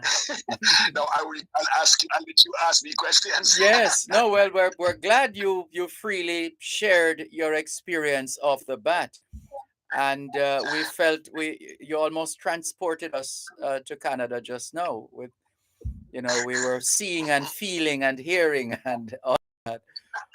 Right. All right, so let me tell you what our opening session looked like. Dervan. Yes. We had the MC being Dr. Sylvanus Thompson. He's a legend. He is a legend. Okay, yeah. A legend. Dean Faye Lim Lambi. She's with the Center of Health Sciences at George Brown University. She gave her a presentation. Dr. Faye, Dr. Beverly Frey, and she's a chairperson for the Jamaican Diaspora Task Force. I gave my message. Then we have an interesting message from Patricia Ingram Martin, the Chief Nursing Officer of the Ministry of Health. We were so happy to have her representing Jamaica's health sector. And also we had a message from the Nurses Association of Jamaica, Miss Patsy Henry. Oh my God, we loved her. She brought down her Jamaican delegation to give a cultural dance. Really? Yes. They showed us how to dance the new dance, some kind of fly away bird or something like that. And everybody crazy. It was really good. And so we also had the president of JCAN, Dr. No, her name is Jackie Chen, and then Dr. Lambert Brown. He was really great, and one of the best deliveries that we had was on data management. Dervan, one of the things that we don't do well in Jamaica is the collection and storage and use and analyzing and the use of data, and these ladies came up and showed us how to best start. Hold on, let's stick a pin there, as my late mother would say. Leo Gilling, one moment. Let's take the break and come back and hear more of what happened at the health summit put on by the Jamaica Diaspora Task Force Action Network in Toronto, Ontario, Canada. You're listening to Pearl 106 FM. The time is now 15 minutes to 8 o'clock in the morning here at Broadcast House 32 Lyndhurst Road, Kingston 5, St. Andrew, Jamaica, which means it's 5:45 a.m. in Vancouver, British Columbia, Canada. It's gonna be a September to remember on Fame Frequency. Please step off this Saturday with our Fame Frequency Retroactive Dance Party. Come plug into your retroactive favorites, mixed by DJ Denford, Dalton Leaf, and DJ Deli as you party with your host Jenny in your Zoom VIP Watch Yourself area, and tune in live from 9 p.m. to midnight on Fame 95 FM, Radio Jamaica 94 FM, Kids 92 FM, and RETV, online at One Spot Media and on Mixcloud at Fame Frequency. That's this Saturday. Fame Frequency is blazing with Retroactive Dance Party, powered by Smirnoff Vodka, the world's #1 vodka. You must be 18 years or older to drink. Drink responsibly. See you there.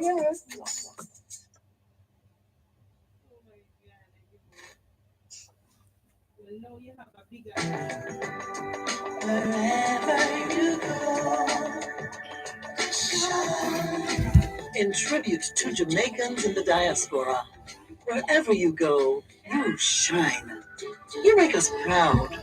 Despite our challenges at home, you never give up on us. Our sincere thanks. Wherever you go. Leo Gilling is a diaspora engagement advocate and the chairman of the Jamaica Diaspora Task Force Action Network, JD-TAN. He has been giving us some details on the just concluded health summit of the Jamaica Diaspora Task Force Action Network. It was held in Toronto, Ontario, Canada. And you were on the point, Leo Gilling, as you were walking us through the program, where the section of data collection and our stewardship of data in the health sector in Jamaica. We'll allow you to pick it up at that point. I was saying that we don't do a good job of collecting national data, and these two ladies were there teaching us how we could start the ball of rolling and start collecting, start maintaining, securing, analyzing, and using it for like everybody else does. One thing we do in America, and I know it's a hell of a infrastructure, and I know it's a hell of a way to put policies in place to get this thing going. But we gotta start somewhere, because if we don't, then we're guessing. We're doing a lot of guesswork, and today emotions and guesswork doesn't do well. We make too many mistakes, and it causes a lot of problems. So this data management segment was a very, very important, not just for us, but for the persons, the delegation from Jamaica. They asked a lot of questions, and I know that they were able to bring a lot of things back if they're back in Jamaica. So we were really, really enlightened there on data management.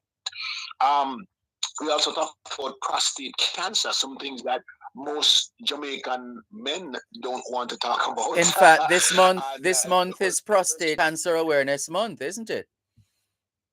Oh, it is, And so they encouraged us. They used the term digital test, and I said digital. Oh, okay, digital. It took me a minute there to figure out they're talking about your fingers. Okay, Yes, there.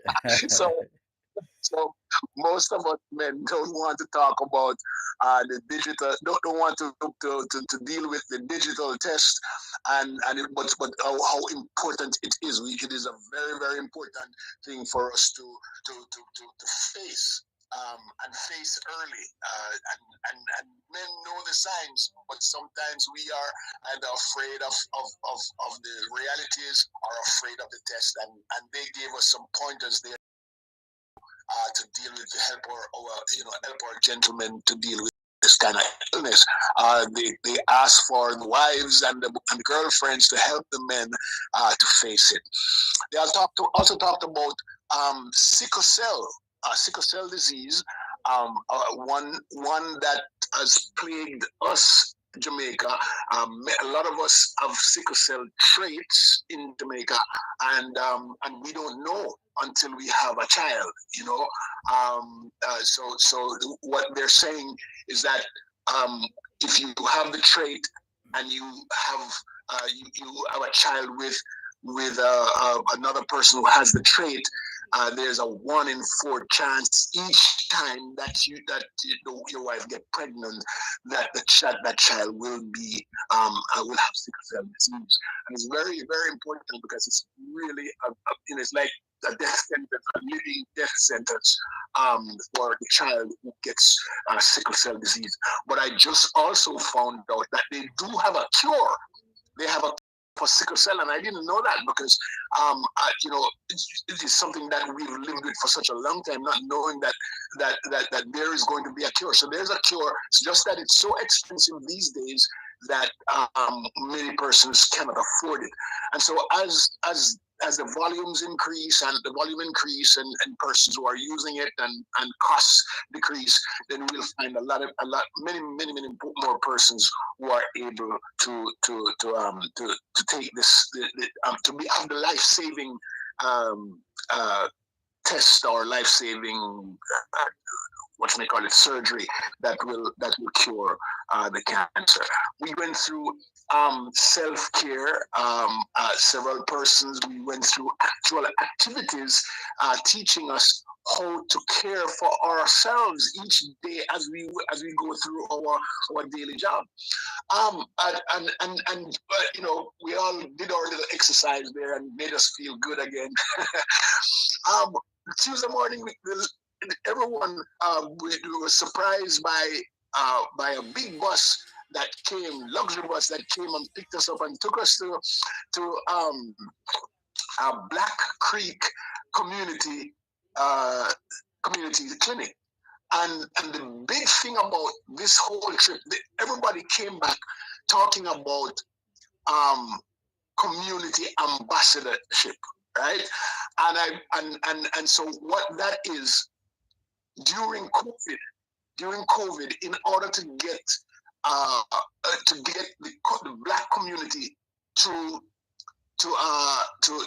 sign up and get vaccinated, they use community ambassadors. Now, I only found out back in our workshop that this community ambassador is a spin-off from Jamaica's introduction to the community aid, that the clinic in the community aids in the clinic. They use people in the community, people who are known in the community, to go out into the community.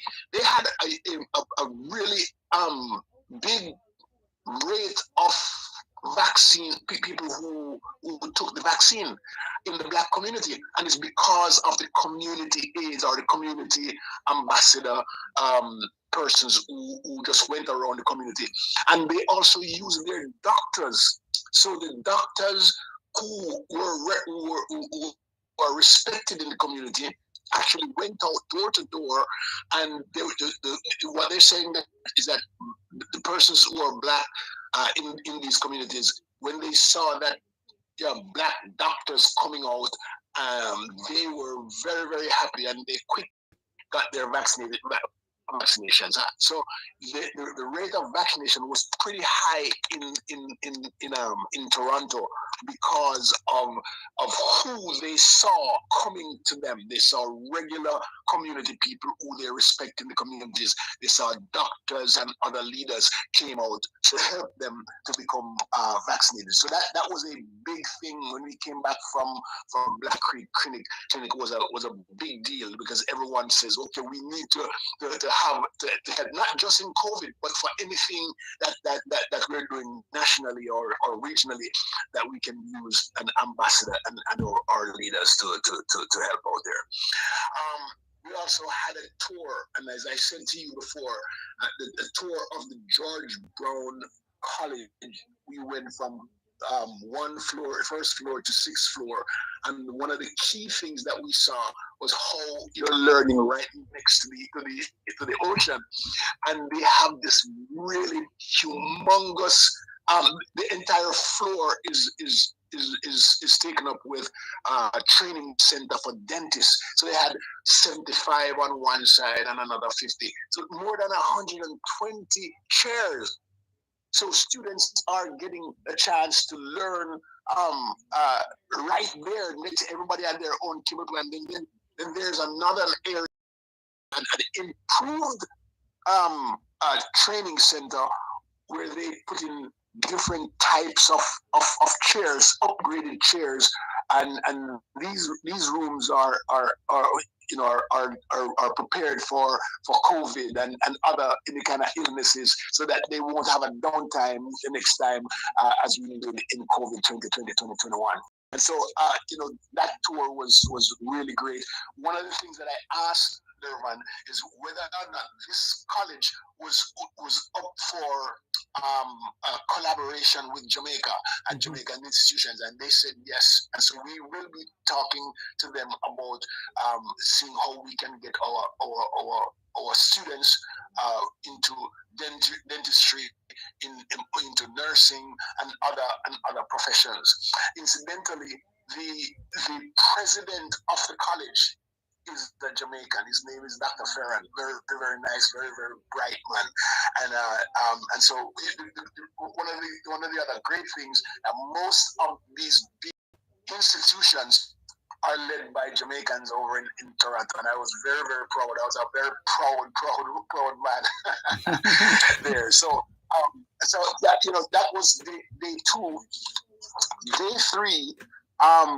We had presentations from Black Creek, from George Brown, and then we talked about using technology in nursing, technology in teaching, because they're teaching and nursing institution.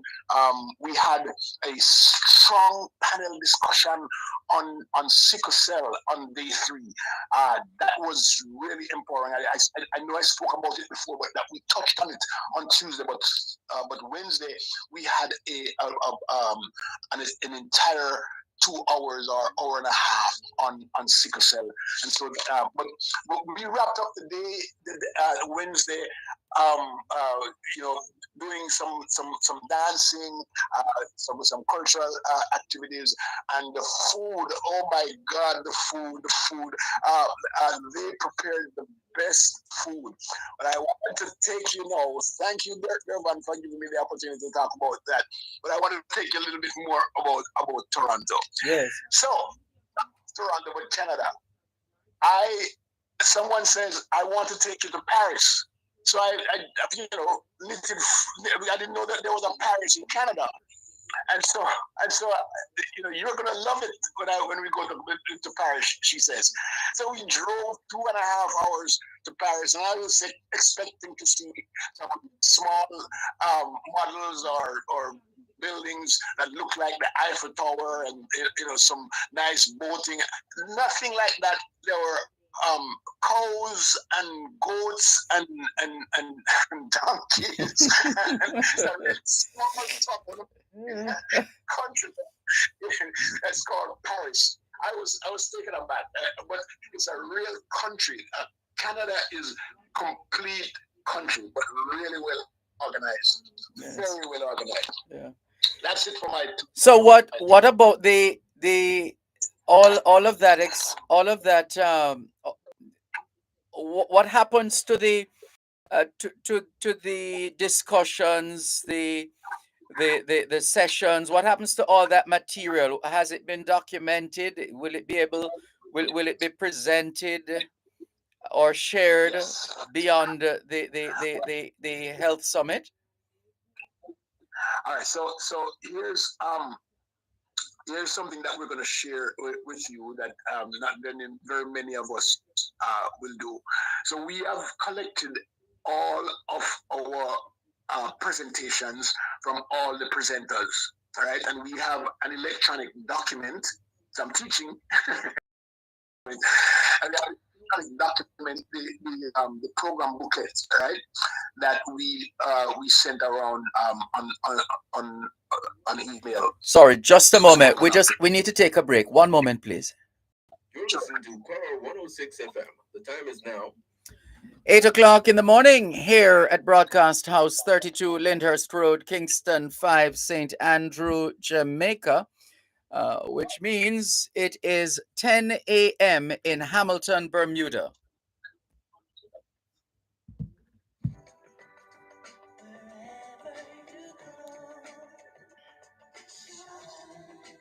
In tribute to Jamaicans in the diaspora, wherever you go, you shine. You make us proud. Despite our challenges at home, you never give up on us. Our sincere thanks. Wherever you go, shine.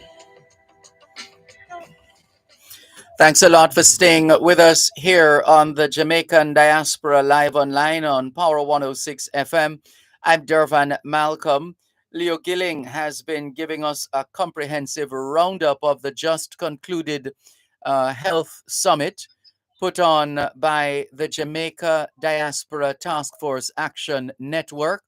It took place in Canada, and we wanted to find out from Mr. Gilling just before we took the break the what would become of all the data gathered and the instructions and information and the learning. What will happen to all of that in terms of it being captured and packaged for further discussions and development and learning. Leo Gilling, let's pick it up at that point, please. Great. So we captured in three different ways. One, so all the presentations will be collated and added to our digital booklet and then redistributed, right? So that will be sent out soon by email. We captured our tours on video, and they're being uploaded now to YouTube. And so once we have all of those YouTube URLs, we will also add that to the book. And then some of the key discussions have been recorded also. We'll put them on YouTube, and then and all of that will be on in our program book. The program book now will become one massive piece of learning for everyone, and we will distribute that. Sounds good. And Yes. is this now going to be an annual affair, or it's too early to say? No, it's already an annual affair. So let me tell you, we are our wrap up session will be next week Wednesday, and all I've signed up. All of the key players, the key actors have signed up. I really think that there is going to be an MOU. We have already started talking about this because there are certain parts of this entire event that was key for helping develop Jamaica. And these two organizations are very, very keen on wanting to help because they're led by Jamaicans. And so I am positive that we will be having an MOU out of this, or two MOUs out of this once we conclude our meeting next week, Wednesday evening. We've already started talking about that. And we see a lot of ways in which we can collaborate for helping our country, Jamaica. Yes, definitely. Is the timing deliberate? Because we're noticing as well, or maybe it's just sheer coincidence, as reported in today's Gleaner, Jamaica, Manitoba moved to collaborate to boost health sector. Uh, Jama- Jamaica is exploring a partnership with the Canadian province of Manitoba on matters of health to tackle a nursing shortage and other human resource challenges, as well as the digitizing of the health system in the island. Jamaica's Health and Minister Dr. Christopher Tufton and his counterpart from Manitoba, Audrey Gordon, held a preliminary meeting on Thursday at the St. Anne's Bay Regional Hospital to discuss the possible pact.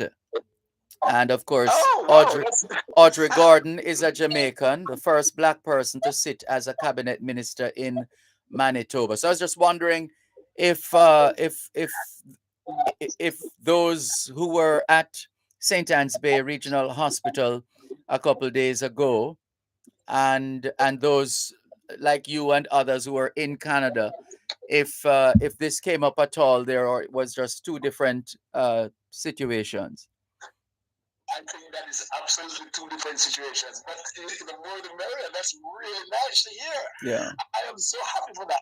And it seems like we are we know what the challenges are that we have in Jamaica, Dervan, and we are headed there. We are headed there together in whatever the activities that we do. It seems like we're in sync, and that's a very, very powerful thing. That you just the mere fact that you mentioned it and we're talking about the same thing. It's coincidental, but it appears that we are in fact making headway towards development, and that's a very important thing. Yeah, Very important. and taking advantage in a good way, taking advantage, or let me put it another way, leveraging the the members of the diaspora who occupy key positions to be able to drive whatever plans and projects and programs we have in store. I neglected to say to you that the person who opened our Monday morning session was the deputy mayor of Toronto, and I'm looking for his name right now. The deputy mayor of Toronto. His name is, oh my gosh, where are you? I can't find his name, but I'm so sorry. But he opened up the session for us Monday morning, and it was just one. He is a Jamaican. Oh my God, I was so happy. It was really, really cool. He came in and he started talking back, and I said, whoa, this is all of this is Canada. It was really nice. Yes. And let me see if I can get his name, Dervan, because it would not be right for me to leave without saying his name. Welcome, Lambi.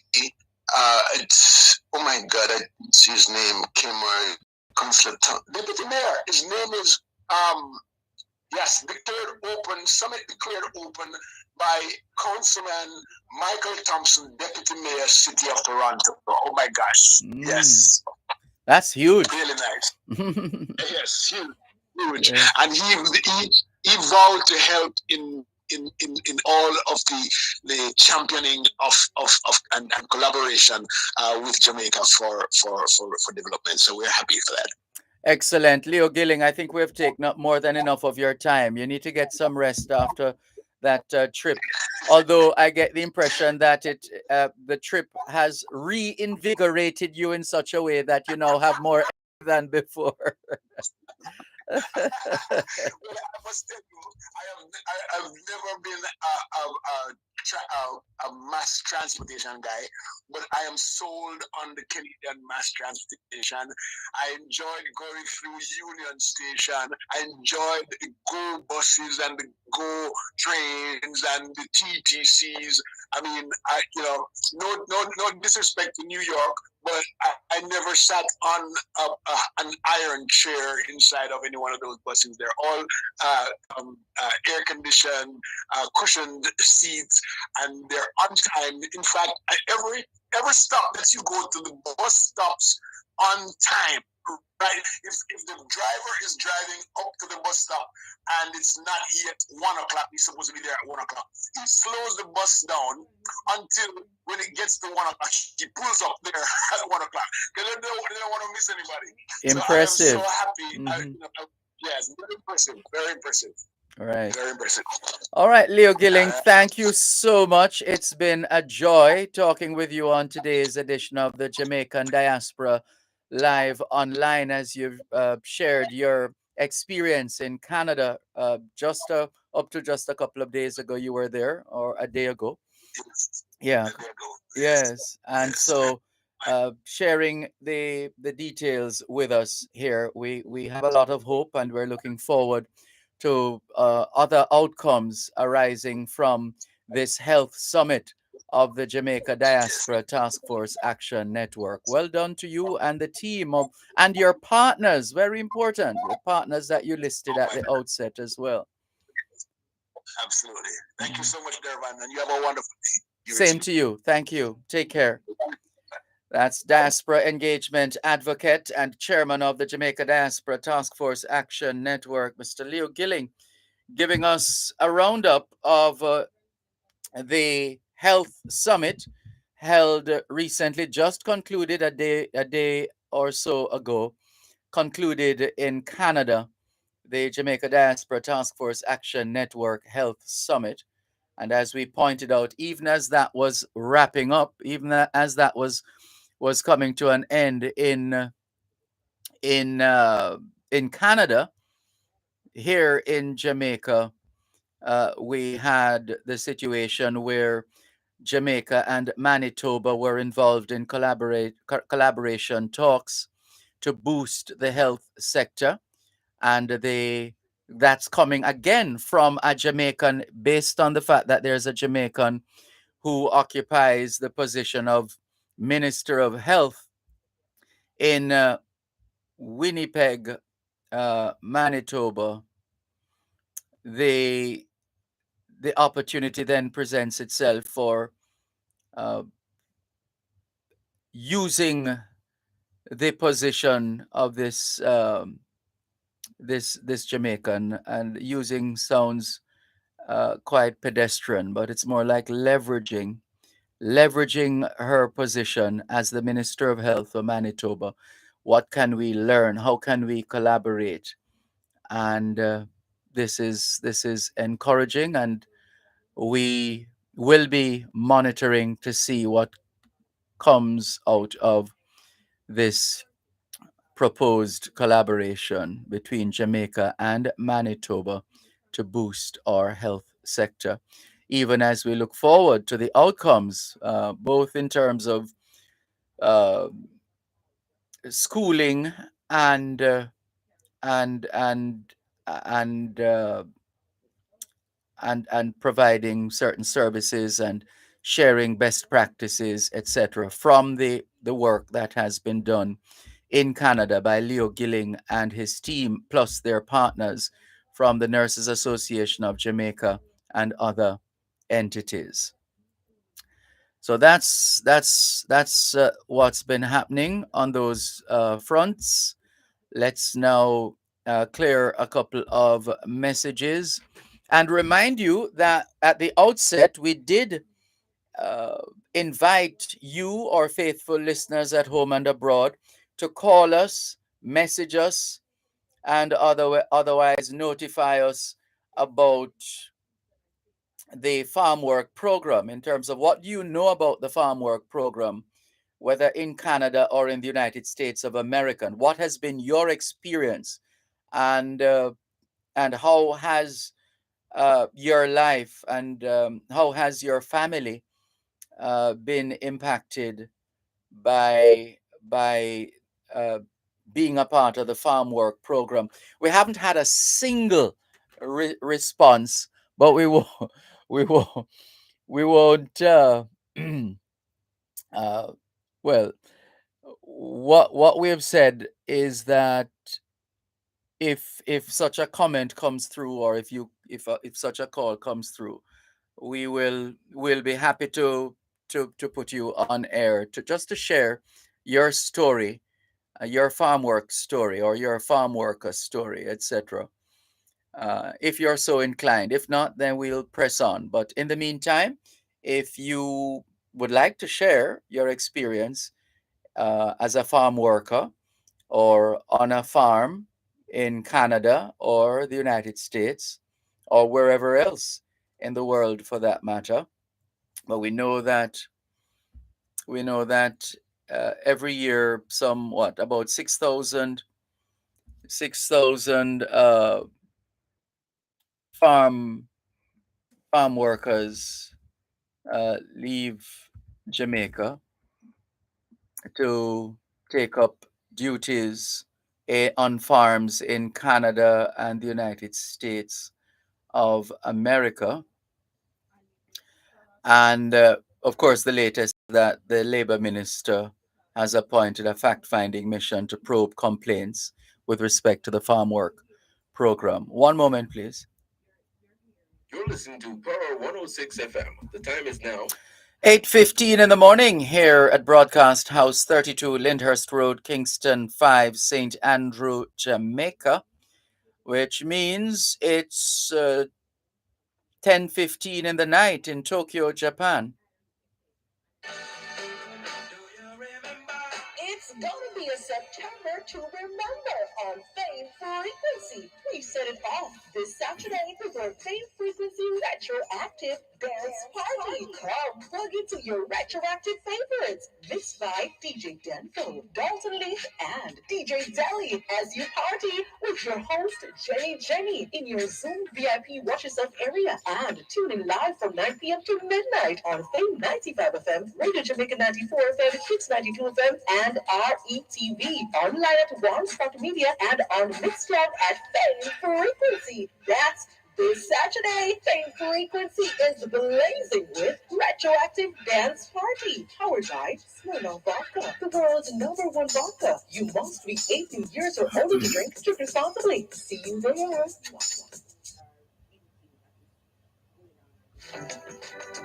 Wherever you go. In tribute to Jamaicans in the diaspora, wherever you go, you shine. You make us proud. Despite our challenges at home, you never give up on us. Our sincere thanks. Wherever you go, shine.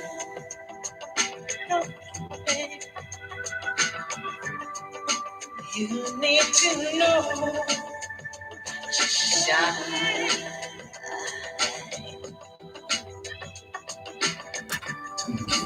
Anything you Thanks a lot for staying with us here on the Jamaican Diaspora live online on Power 106 FM.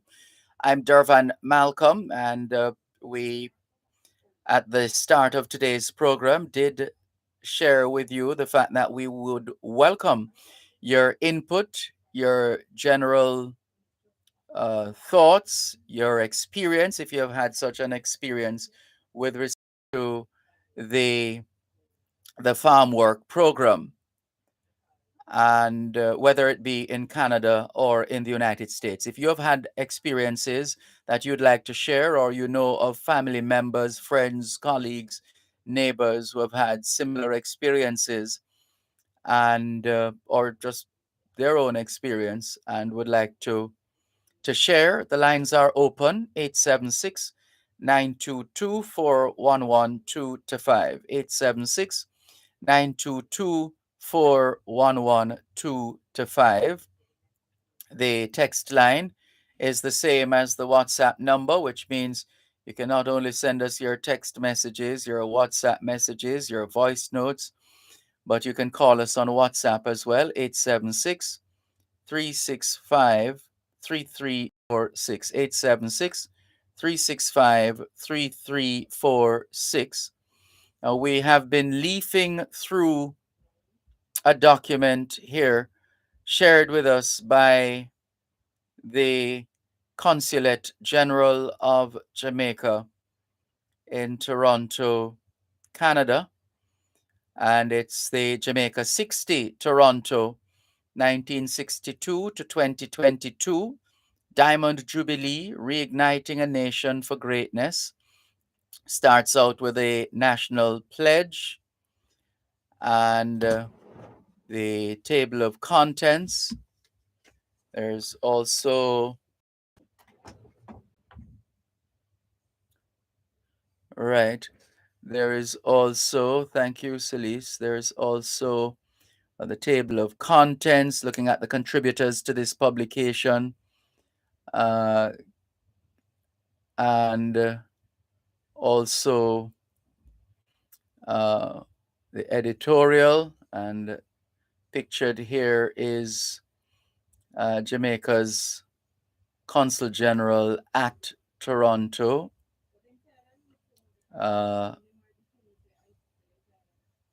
who is, of course, Lincoln Downer. There are messages from the Governor General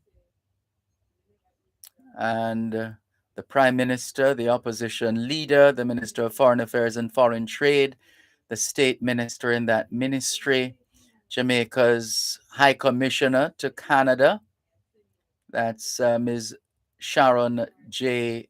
Miller, Her Excellency, Sharon J. Miller.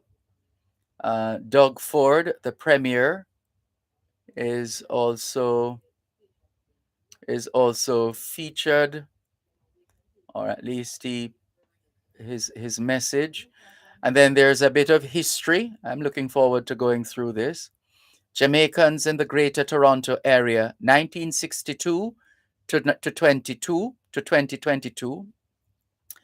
And Adoma Patterson, formerly of the former president of the Jamaican Canadian Association, and Neil Armstrong, long-standing journalist in the Jamaican community in Canada. They contributed to this segment of the publication, Jamaicans in the Greater Toronto Area, 1962 to 1922. Some highlights to mark Jamaica's independence from Britain in 1962. Jamaicans in Toronto formed a committee led by community stalwart Roy G. Williams, Bromley Armstrong, E.S. Ricketts, Phyllis White, Catherine Williams, George King, Leighton Ellis, and Kenneth Simpson. The disparate group of university students, nurses, domestic workers, and other patriots came together as a unit to participate in a collective public activity as Jamaicans in Toronto for the very first time. So you realize the Jamaican Canadian Association is as old as Jamaica, established at the same time. Once there was, it became official that Jamaica would become an independent nation on the 6th of August, 1962. This group of pioneers, we called the names earlier on, stalwarts Roy G. Williams, Bromley Armstrong, E.S. Ricketts, Phyllis White, Catherine Williams, George King, Leighton Ellis, and Kenneth Simpson. They got together. Who were these people? University students, nurses, domestic workers, and other patriots who came together as a unit to participate in a collective public activity as Jamaicans in Toronto for the very first time. They celebrated the inaugural independence with a dinner dance at the King Edward Sheraton Hotel on King Street East in Toronto, and August 6, and that was on August 6 in 1962. It was an evening of many firsts, the high point of which was the unfurling of Jamaica's new black, gold, and green national flag as they haltingly sang the national anthem, Eternal Father, bless our land for the very first time. It was a proud moment for Jamaicans in Toronto. The group truly embraced and embodied the national motto, out of many, one people. Exhilarated by this event, the pride, patriotism, and shared heritage that bonded them together, they unanimously agreed that this newfound euphoria should not be allowed to dissipate. Putting action to desire, the group committed to a permanent entity to institutionalize and replicate the experience into the future. And the Jamaican Canadian Association, JCA, was born. That was 1962. A couple more nuggets for you. Watch this one now. 1966, the Seasonal Agricultural Worker Program, SAWP, was developed by the Pearson government, Pearson, former Prime Minister of Canada, in 1966 as a partnership between Canada and Jamaica to address a lack of Canadian workers to fill the farms that needed their crops picked and planted annually. So 1966, so we gave you the first milestone, 1962, the establishment of the Jamaican Canadian Association to coincide with independent Jamaica. 1966. So the second most important, it would seem on the face of it, the second most important step taken after independence was the Seasonal Agricultural Worker Program, SAWP, SAWP, the same one we call the Farm Work Program. It's correctly called the Seasonal Agricultural Worker Program, SAWP, SAWP. It was developed by the Pearson government in 1966 as a partnership between Canada and Jamaica. They didn't list another country, between Canada and Jamaica. No, I think, don't get me started on this one now. Let's continue with the history. And so this partnership, the Seasonal Agricultural Worker Program, SAWP, SAWP, was developed by the Pearson government in 1966 as a partnership between Canada and Jamaica to address a lack of Canadian workers to fill the farms that needed their crops picked and planted annually. Ontario signed on to the SAWP, Seasonal Agricultural Worker Program, that same year, 1966, and has since been a seasonal employer of hundreds of Jamaican farmhands. Today, the Seasonal Agriculture Workers Program continues and has expanded to many other Caribbean countries and Mexico. That was 1966. 1970, the first Jamaica Independence Thanksgiving service took place on August 2nd at St. Michael and All Angels Anglican Church, starting an annual tradition that remains a staple of Jamaica independence celebrations in Toronto. That's 1970. Here's another milestone. 1975, the Jamaican Canadian Association purchased its first building and named it Jamaica House. In attendance at the grand opening was His Excellency V.C. Smith, High Commissioner for Jamaica to Canada.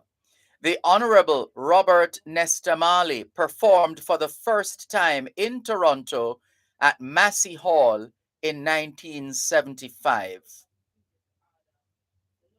So we're just sharing with you a couple of the milestones as published by the Jamaican Mission in Canada.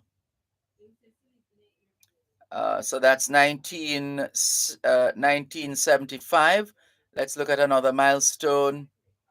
We have 1982. Hold on, we don't want to miss this. Let's see. 1982. To Canada, 19 flag raised.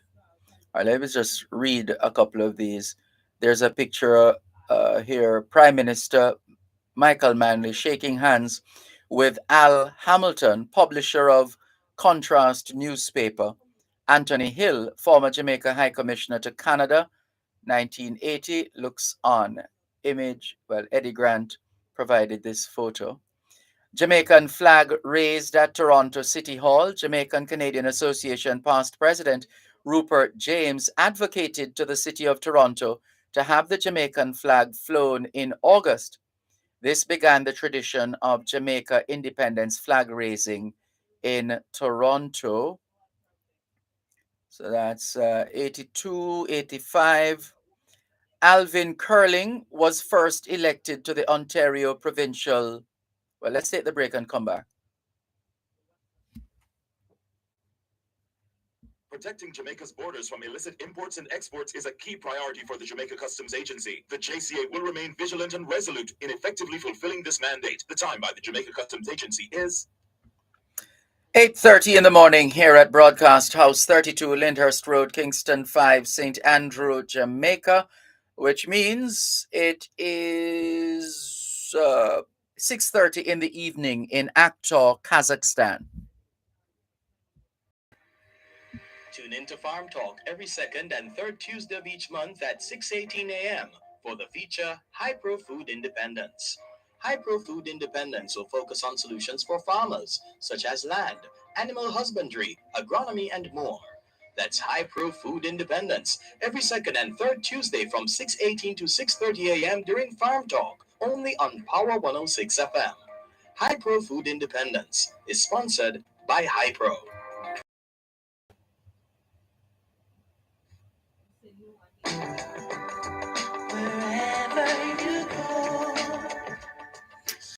Thanks for staying with us. We're sharing with you some of the information contained in a lovely and extremely expertly composed publication, Diamond Jubilee, Reigniting a Nation for Greatness, Jamaica 60, Toronto, 1962 to 2022. So we've been sharing some of the information from this publication and some of the milestones. 1985, Alvin Curling was first elected to the Ontario provincial riding of Scarborough North.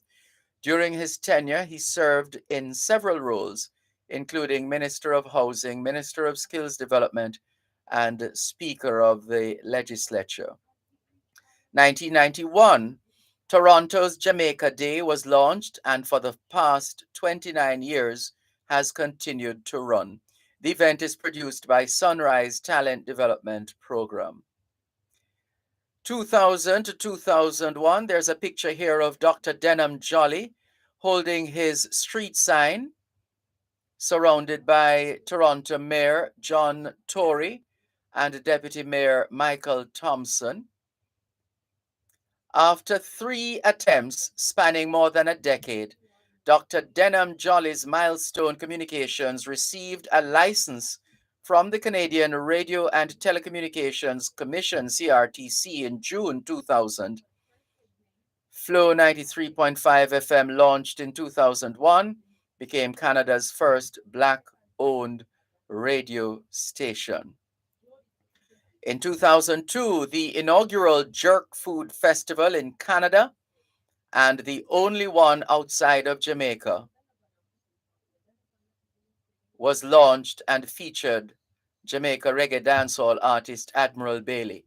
Yes, at the time they could have said that it was the only one, 2002, because the other jerk festivals had not started yet. But the inaugural one, the first one for Canada, was in 2002, the inaugural Jerk Food Festival in Canada, and the only one outside of Jamaica was launched and featured Jamaican reggae dancehall artist Admiral Bailey. Another milestone here to report. Let's look at 2003. Dr. Mary Ann Chambers was first elected in the Ontario provincial riding of Scarborough East. Between 2003 and 2007, she served as Minister of Training Colleges and Universities and Minister of Children and Youth Services. These are Jamaicans we're highlighting. In 2007, the 45th anniversary of Jamaica's independence, featured the showcasing of several activities under the auspices of Consul General Anne-Marie Bonner. Celebratory activities included a musical tribute at the Harbourfront Centre featuring 45 years of Jamaican music, arts, and culture with J. Douglas and the All Stars Humble, Anthony Malvo, DJ Empress, and comedian Jay Martin. There was also a tribute to the late keyboardist virtuoso Jackie Me Too. Other events included Island Soul Focus on Jamaica and featuring gold medalists from the island's annual festival competitions and local Jamaican Canadians showcasing their talent at a 3-day extravaganza. And also featured 2009, the first Jambana World Festival took place in 2009 in Canada, presented by Air Jamaica and produced by Jones and Jones Productions. The late Denise Jones, bless her soul. It was held at Downsview Park on August 3, 2009. More than 45,000 individuals attended. Jones and Jones Productions Limited was founded by Denise Jones and Alan Booker Jones in 1987. Jambana One World Festival. And 2011, Margaret Best was first elected in the Ontario provincial riding of Scarborough-Guildwood. Between 2007 and 2013, she served in several roles, including Minister of Consumer Services and Minister of Health Promotion and Sport. The late Fitzroy Gordon, founder of G98.7 FM, received a full radio broadcasting license in that same year from the Canadian Radio, Television, and Telecommunications Commission. In 2011, G98.7 expanded the scope of cultural programming geared to Toronto's Black and Caribbean communities and combined various genres of music with talk shows and special local, national, and international guests. The station provided an accessible platform for Black and Caribbean community culture and businesses to have a voice. Can we clear a couple of messages that have been pouring in? We have a caller as well. I wonder if that person is calling about what we have been inviting calls about all morning. Could that be the first person to respond to tell his or her story with respect to the farm work program, which started in 1966? Hello, good morning. Thanks for calling. Hey, Mr. Malcolm, good morning. Good morning. Yes, sir. I don't know if you could recall. I don't quite remember which year it was. But remember one time in Florida they used dogs to chase the farm workers? No, I don't remember that. I would have to check that. Yes. Where did that happen? In Florida, you said? Yes, in Florida. Oh dear, what was that all about? The cane cutter. I think there was actually maybe want to go on strike, and one boss would put up with it. He used his dog to chase them. Oh no. Yes. I wonder what became of that. Any action was taken? Do you remember anything happening? No, sir, I can't even recall because I don't even remember which year it was. Oh, But okay. I remember clearly that they used the dog to chase the farm of them. Oh, terrible, terrible, terrible. And my personal experience was in Canada. How was it? With what period of time was that? Between 97 to 2003. That's 2003 was my last year. And Because I got injured there. oh, you got injured. I hope it Yeah. wasn't too serious. Yes, I had 2 slip discs. Oh no.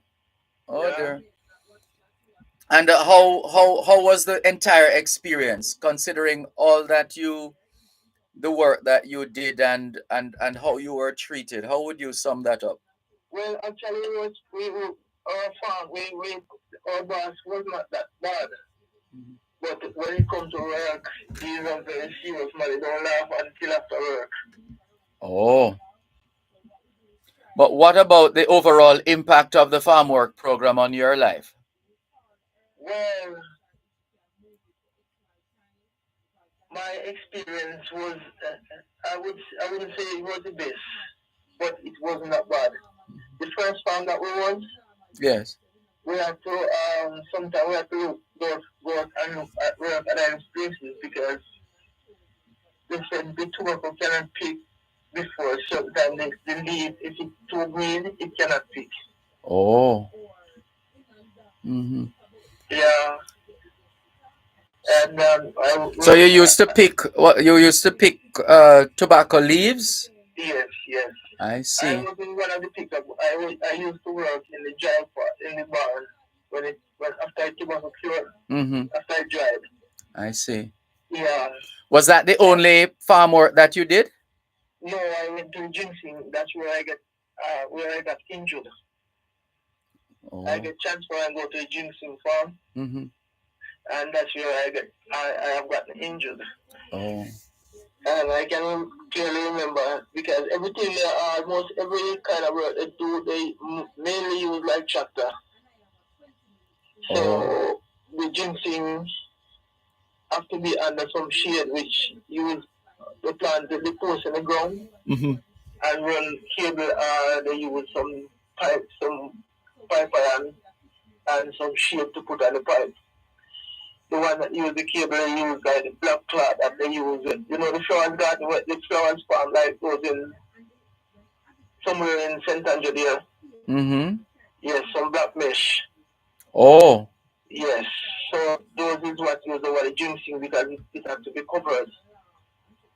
I see. Yeah, and at one point we were digging up the post, the boss was taking out the post. Mm-hmm. And I fell into one. I did not wear a rubber boot that day because it was. I wear shoes. And I fell into one of the road back here. The boss laughed and said, it shows that's what I wanted to jump into. Uh-oh. Wow. Yeah, sure, and I sure I did get hurt that morning.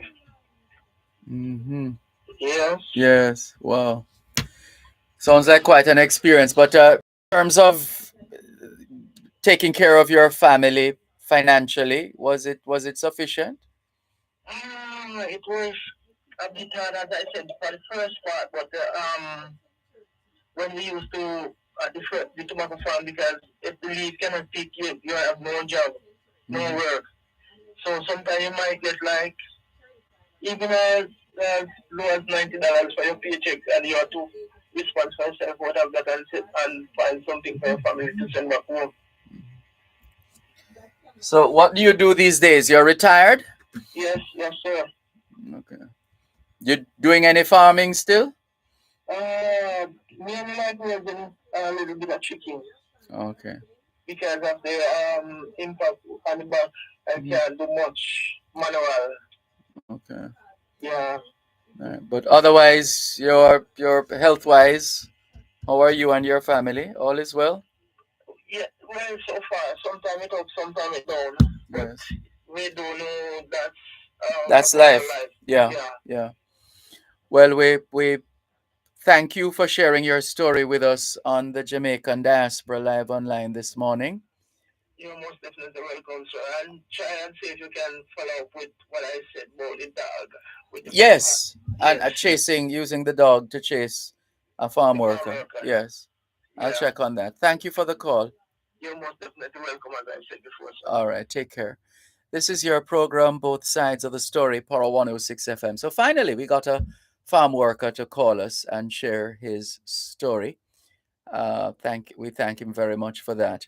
Violet White says the Jamaica Nurses Association of South Florida have just obtained permission to ship many different types of medical equipment to St. Anne's Bay Hospital. It took a long time, but they were successful in the end. That's great news, Violet. Thanks for sharing. Joan in Bermuda. Good morning to you, Joan Richardson. How are you? How's your husband Willard? How's your daughter Roxy? How's your granddaughter Amira? How's everybody in Bermuda? Good morning. Good morning. Andrea Peart says good morning from California. Welcome, Andrea Peart in California. Ambassador Curtis Ward, good morning to you too. Rupert A. Francis says, good morning, Dervan, and your wonderful listeners. Congratulations to those persons and organizations who have been putting on these health fairs in Canada, especially to Leo Gilling and J.D. Tan, the Nurses Association of Jamaica, and the Toronto and Winnipeg teams. This augurs well for all, says Rupert Francis. More in a moment. You're listening to Power 106 FM. The time is now 15 minutes to 9 o'clock in the morning here at Broadcast House 32 Lyndhurst Road, Kingston 5, St. Andrew, Jamaica, which means it's a quarter to 7 in the morning in Los Angeles, California. Monkeypox is in Jamaica. If you are experiencing fever, intense headache, muscle aches, and/or rash on the skin, you must isolate immediately and call ahead to your health center or doctor before visiting. All members of the public should wear a mask, frequently wash hands, and practice physical distancing. A message from the Ministry of Health and Wellness. It's gonna be a September to remember on Fame Frequency. We set it off this Saturday with our Fame Frequency Retroactive Dance Party. Come plug into your retroactive favorites, mixed by DJ Denfo, Dalton Leaf, and DJ Deli as you party with your host Jenny in your Zoom VIP Watch Yourself area. And tune in live from 9 p.m. to midnight on Fame 95 FM, Radio Jamaica 94 FM, Hits 92 FM, and RETV. Online at One Spot Media and on Mixcloud at Fame Frequency. That's this Saturday. Fame Frequency is blazing with Retroactive Dance Party, powered by Smirnoff Vodka, the world's #1 vodka. You must be 18 years or older to drink. Drink responsibly. See you there.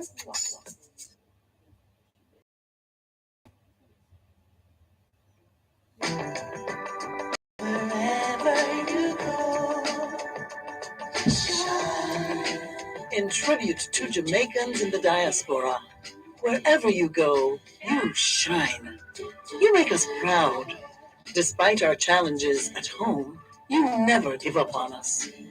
Our sincere thanks.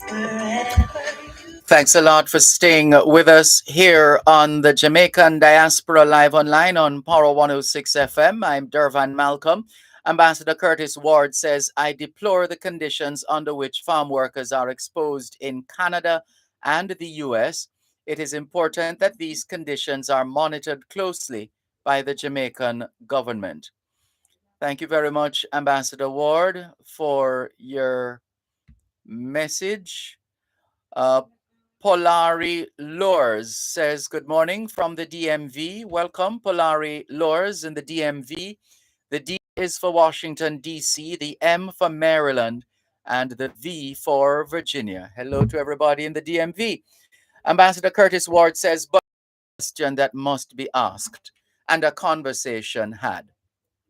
What are the conditions in Jamaica that make farm work in the US and Canada attractive to thousands of Jamaicans? Why do Jamaicans find it necessary to subject themselves to these reported deplorable conditions to make a living and support their family? their families. Thank you. Pertinent questions there, Ambassador Ward. Thank you very much. Polari Lures has shared with us, she says, Jamaican farm workers on Geba's farms in Washington state have a page on Facebook. They are very active. They are a very active and supportive group. Now, this is an encouraging one. I like this one. So here, farm workers, those who work on Geba's farms, the Jamaicans who work on Geba's farms, Gebbers, they have created their own Facebook page. There's a picture here of their football team. Also, they showcase their farm, Geba's farms, and they also had their Jamaica Day just this was what, last week Sunday. Last Sunday, they had their Jamaica Day on Main Street, Brewster, with entertainment celebrating our 60th year of independence. And this is the Jamaican workers of Geba's Farms. And there are other pictures on their page. Let's see. Yes, other pictures of different events. This is good. So if you ever want to know what's happening on Geba's Farms, you can go to Facebook. You can go to Facebook and find out what's happening or not happening at Geba's Farms. How about that? So it is. Right, so you can check that out. Thank you, Polari Lors, for sharing that information with us. Ambassador Curtis Ward says, FYI, as in for your information, the Jamaican Nationals Association was organized in Washington, D.C. in 1969 by Jamaican students on the campus of Howard University. The founders included K.D. Knight, first president, John Jr., and Desmond Malcolm. I was a member from the outset and voted in the first election for the leadership in the spring of 1969. The JNA of Washington, D.C. is now 53 years in existence, serving the Jamaican diaspora in the DMV area. Thank you very much for that bit of history, Ambassador Ward. Thank you. Jones Delores says, good morning, Dervan and viewers watching from Toronto. Thank you, Jones Delores in Toronto, Canada. Ambassador Ward says, Dervan, as Mr. Diaspora, would you consider seeking sponsorship from Corporate Jamaica, a documentary on the farm workers program? There are good and bad, and the Jamaican people should know the stories of these hardy Jamaicans. Thanks, Ambassador Ward. Let's see what's possible this time, but it's not for want of effort. In the past, we have tried, especially considering that one of the liaison officers is a former member of the team at Power 106 FM. She shall remain nameless for the time being. And from then, we've been trying to arrange a series of broadcasts from farms in the diaspora where Jamaicans are employed. And nobody wanted to, well, the ministry wasn't interested. The Ministry of Labor and Social Security wasn't interested. But we have made overtures because we thought it would be quite instructive to be able to go on the farms, to see, to hear from the farmers themselves, to hear from the liaison officers, the employers, etc.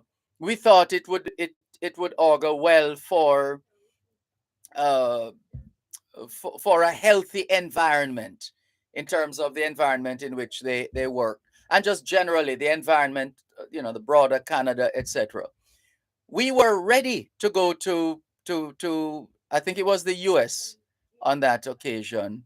We had put it out there to say, how about some broadcasts from the farms where Jamaicans are employed? So I don't know if they would be, and well, maybe now that with all the news in the recent week and a half or so, maybe they would be even more reluctant to allow us to do a series of broadcasts from the farm. So we'll see, Ambassador, but it's not for want of trying. Thank you very much for your message. And Jones Dolores says, thank you. You're welcome. Thank you to Jones Dolores. Quickly before we wrap, Derek Christie says, hello, good evening, everyone. And that suggests that Derek Christie is in another time zone because it's morning time here in Jamaica. Where in the world are you, Derek Christie?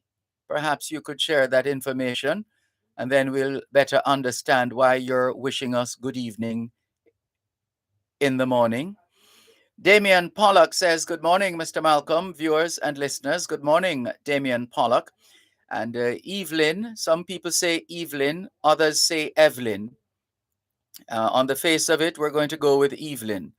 Evelyn Wholeness, good morning to you. Thank you very much. She says, Feliz Sábados, happy Sabbath. Call me Other Teresa. Oh, call me Mother Teresa. Oops, too late. I called out your name already. Mother Teresa, good morning to you. Thank you very much for joining us here on the Jamaican Diaspora Live Online. And look who's joining us at the very end. He says, good morning, Mr. DM. Great idea, but they won't agree with respect to the farm work broadcasting from farms across the diaspora. Well, you should know, Mr. Grant. You have served a couple of terms as president of the Jamaica Agricultural Society. So if they, yeah, if fish come from river bottom and tell you shark down there, shark down there. Ambassador Ward says maybe there is something to hide, and that's perhaps why ministries of labor, all governments, would not be interested. Indeed, Ambassador Ward. And Captain Dr. Rupert Francis says, we must congratulate those Jamaicans on Geba's farm for organizing Jamaican workers in that way so that they can be proactive. It also gives them a sense of self and purpose, among other things, doesn't it, Captain? There are many stories out there about treatment of migrant workers. Yes, we should follow up now to avoid abuses everywhere, says Rupert Francis. Well, it's the last weekend before the start of the new academic year, and perhaps a good time for us to hear from Bunny Whaler, Back to School Again by Bunny Whaler. So we're going to go out with that as we get ready to wrap. And please be safe as you go out shopping, last minute shopping for back to school. Please keep your valuables very close to you and be aware of your surroundings. Don't get caught up in the mad rush. Keep your wits about you when others are losing theirs. And remember, there are those who are going to be looking to take what is not theirs. Right? And to the children, to the students, we want to wish you a successful academic year. In fact, you would give us a whole lot of hope, a lot more hope. Not that we ever will lose hope in you, children, but you give us hope when you do well. You inspire us. And we would love for this academic year 2022-2023 to be one of the best ever. And it means it's going to need all of us, all hands on deck. All hands on deck. Right? Albert in Coconut Creek, Florida. Welcome. Angelia Christian in Tottenham, in the UK. Welcome. She says, good morning, Dervan. To the students in Jamaica, welcome back welcome back school, Angel Foundation, UKJA. And Ambassador Ward says, good luck to the Talawas. Looks like he's watching cricket or about to watch a cricket match. Yeah, we'll check the sports channels when we get home, Ambassador Ward. Thank you for that bit of notification. Thanks to Shandell Forbes and Silly Spinnock for doing technical and production duties behind the scenes. Thanks to our guests. And most importantly, thanks to you, our faithful listeners and viewers at home and abroad, for making it the Jamaican Diaspora Live Online. All things being well, the Jamaican Diaspora Live Online returns next Saturday. Till then, this is Dervan Malcolm wishing everybody a safe and peaceful weekend. For the children who are going to be taken to the beach and to the river, please keep them in your sight. We don't want any drownings. I know there's this last final weekend before the start of the new school academic year. There's a lot of celebration and treats for the children. Please be extra careful. Take care, everybody. One love.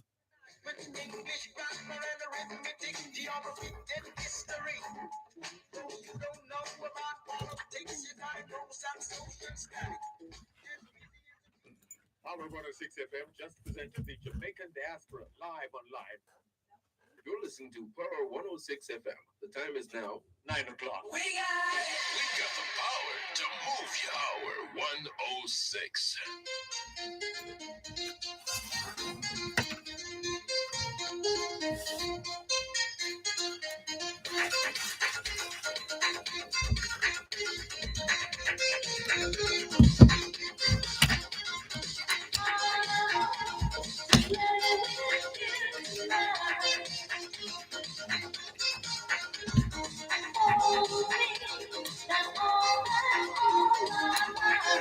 Bye.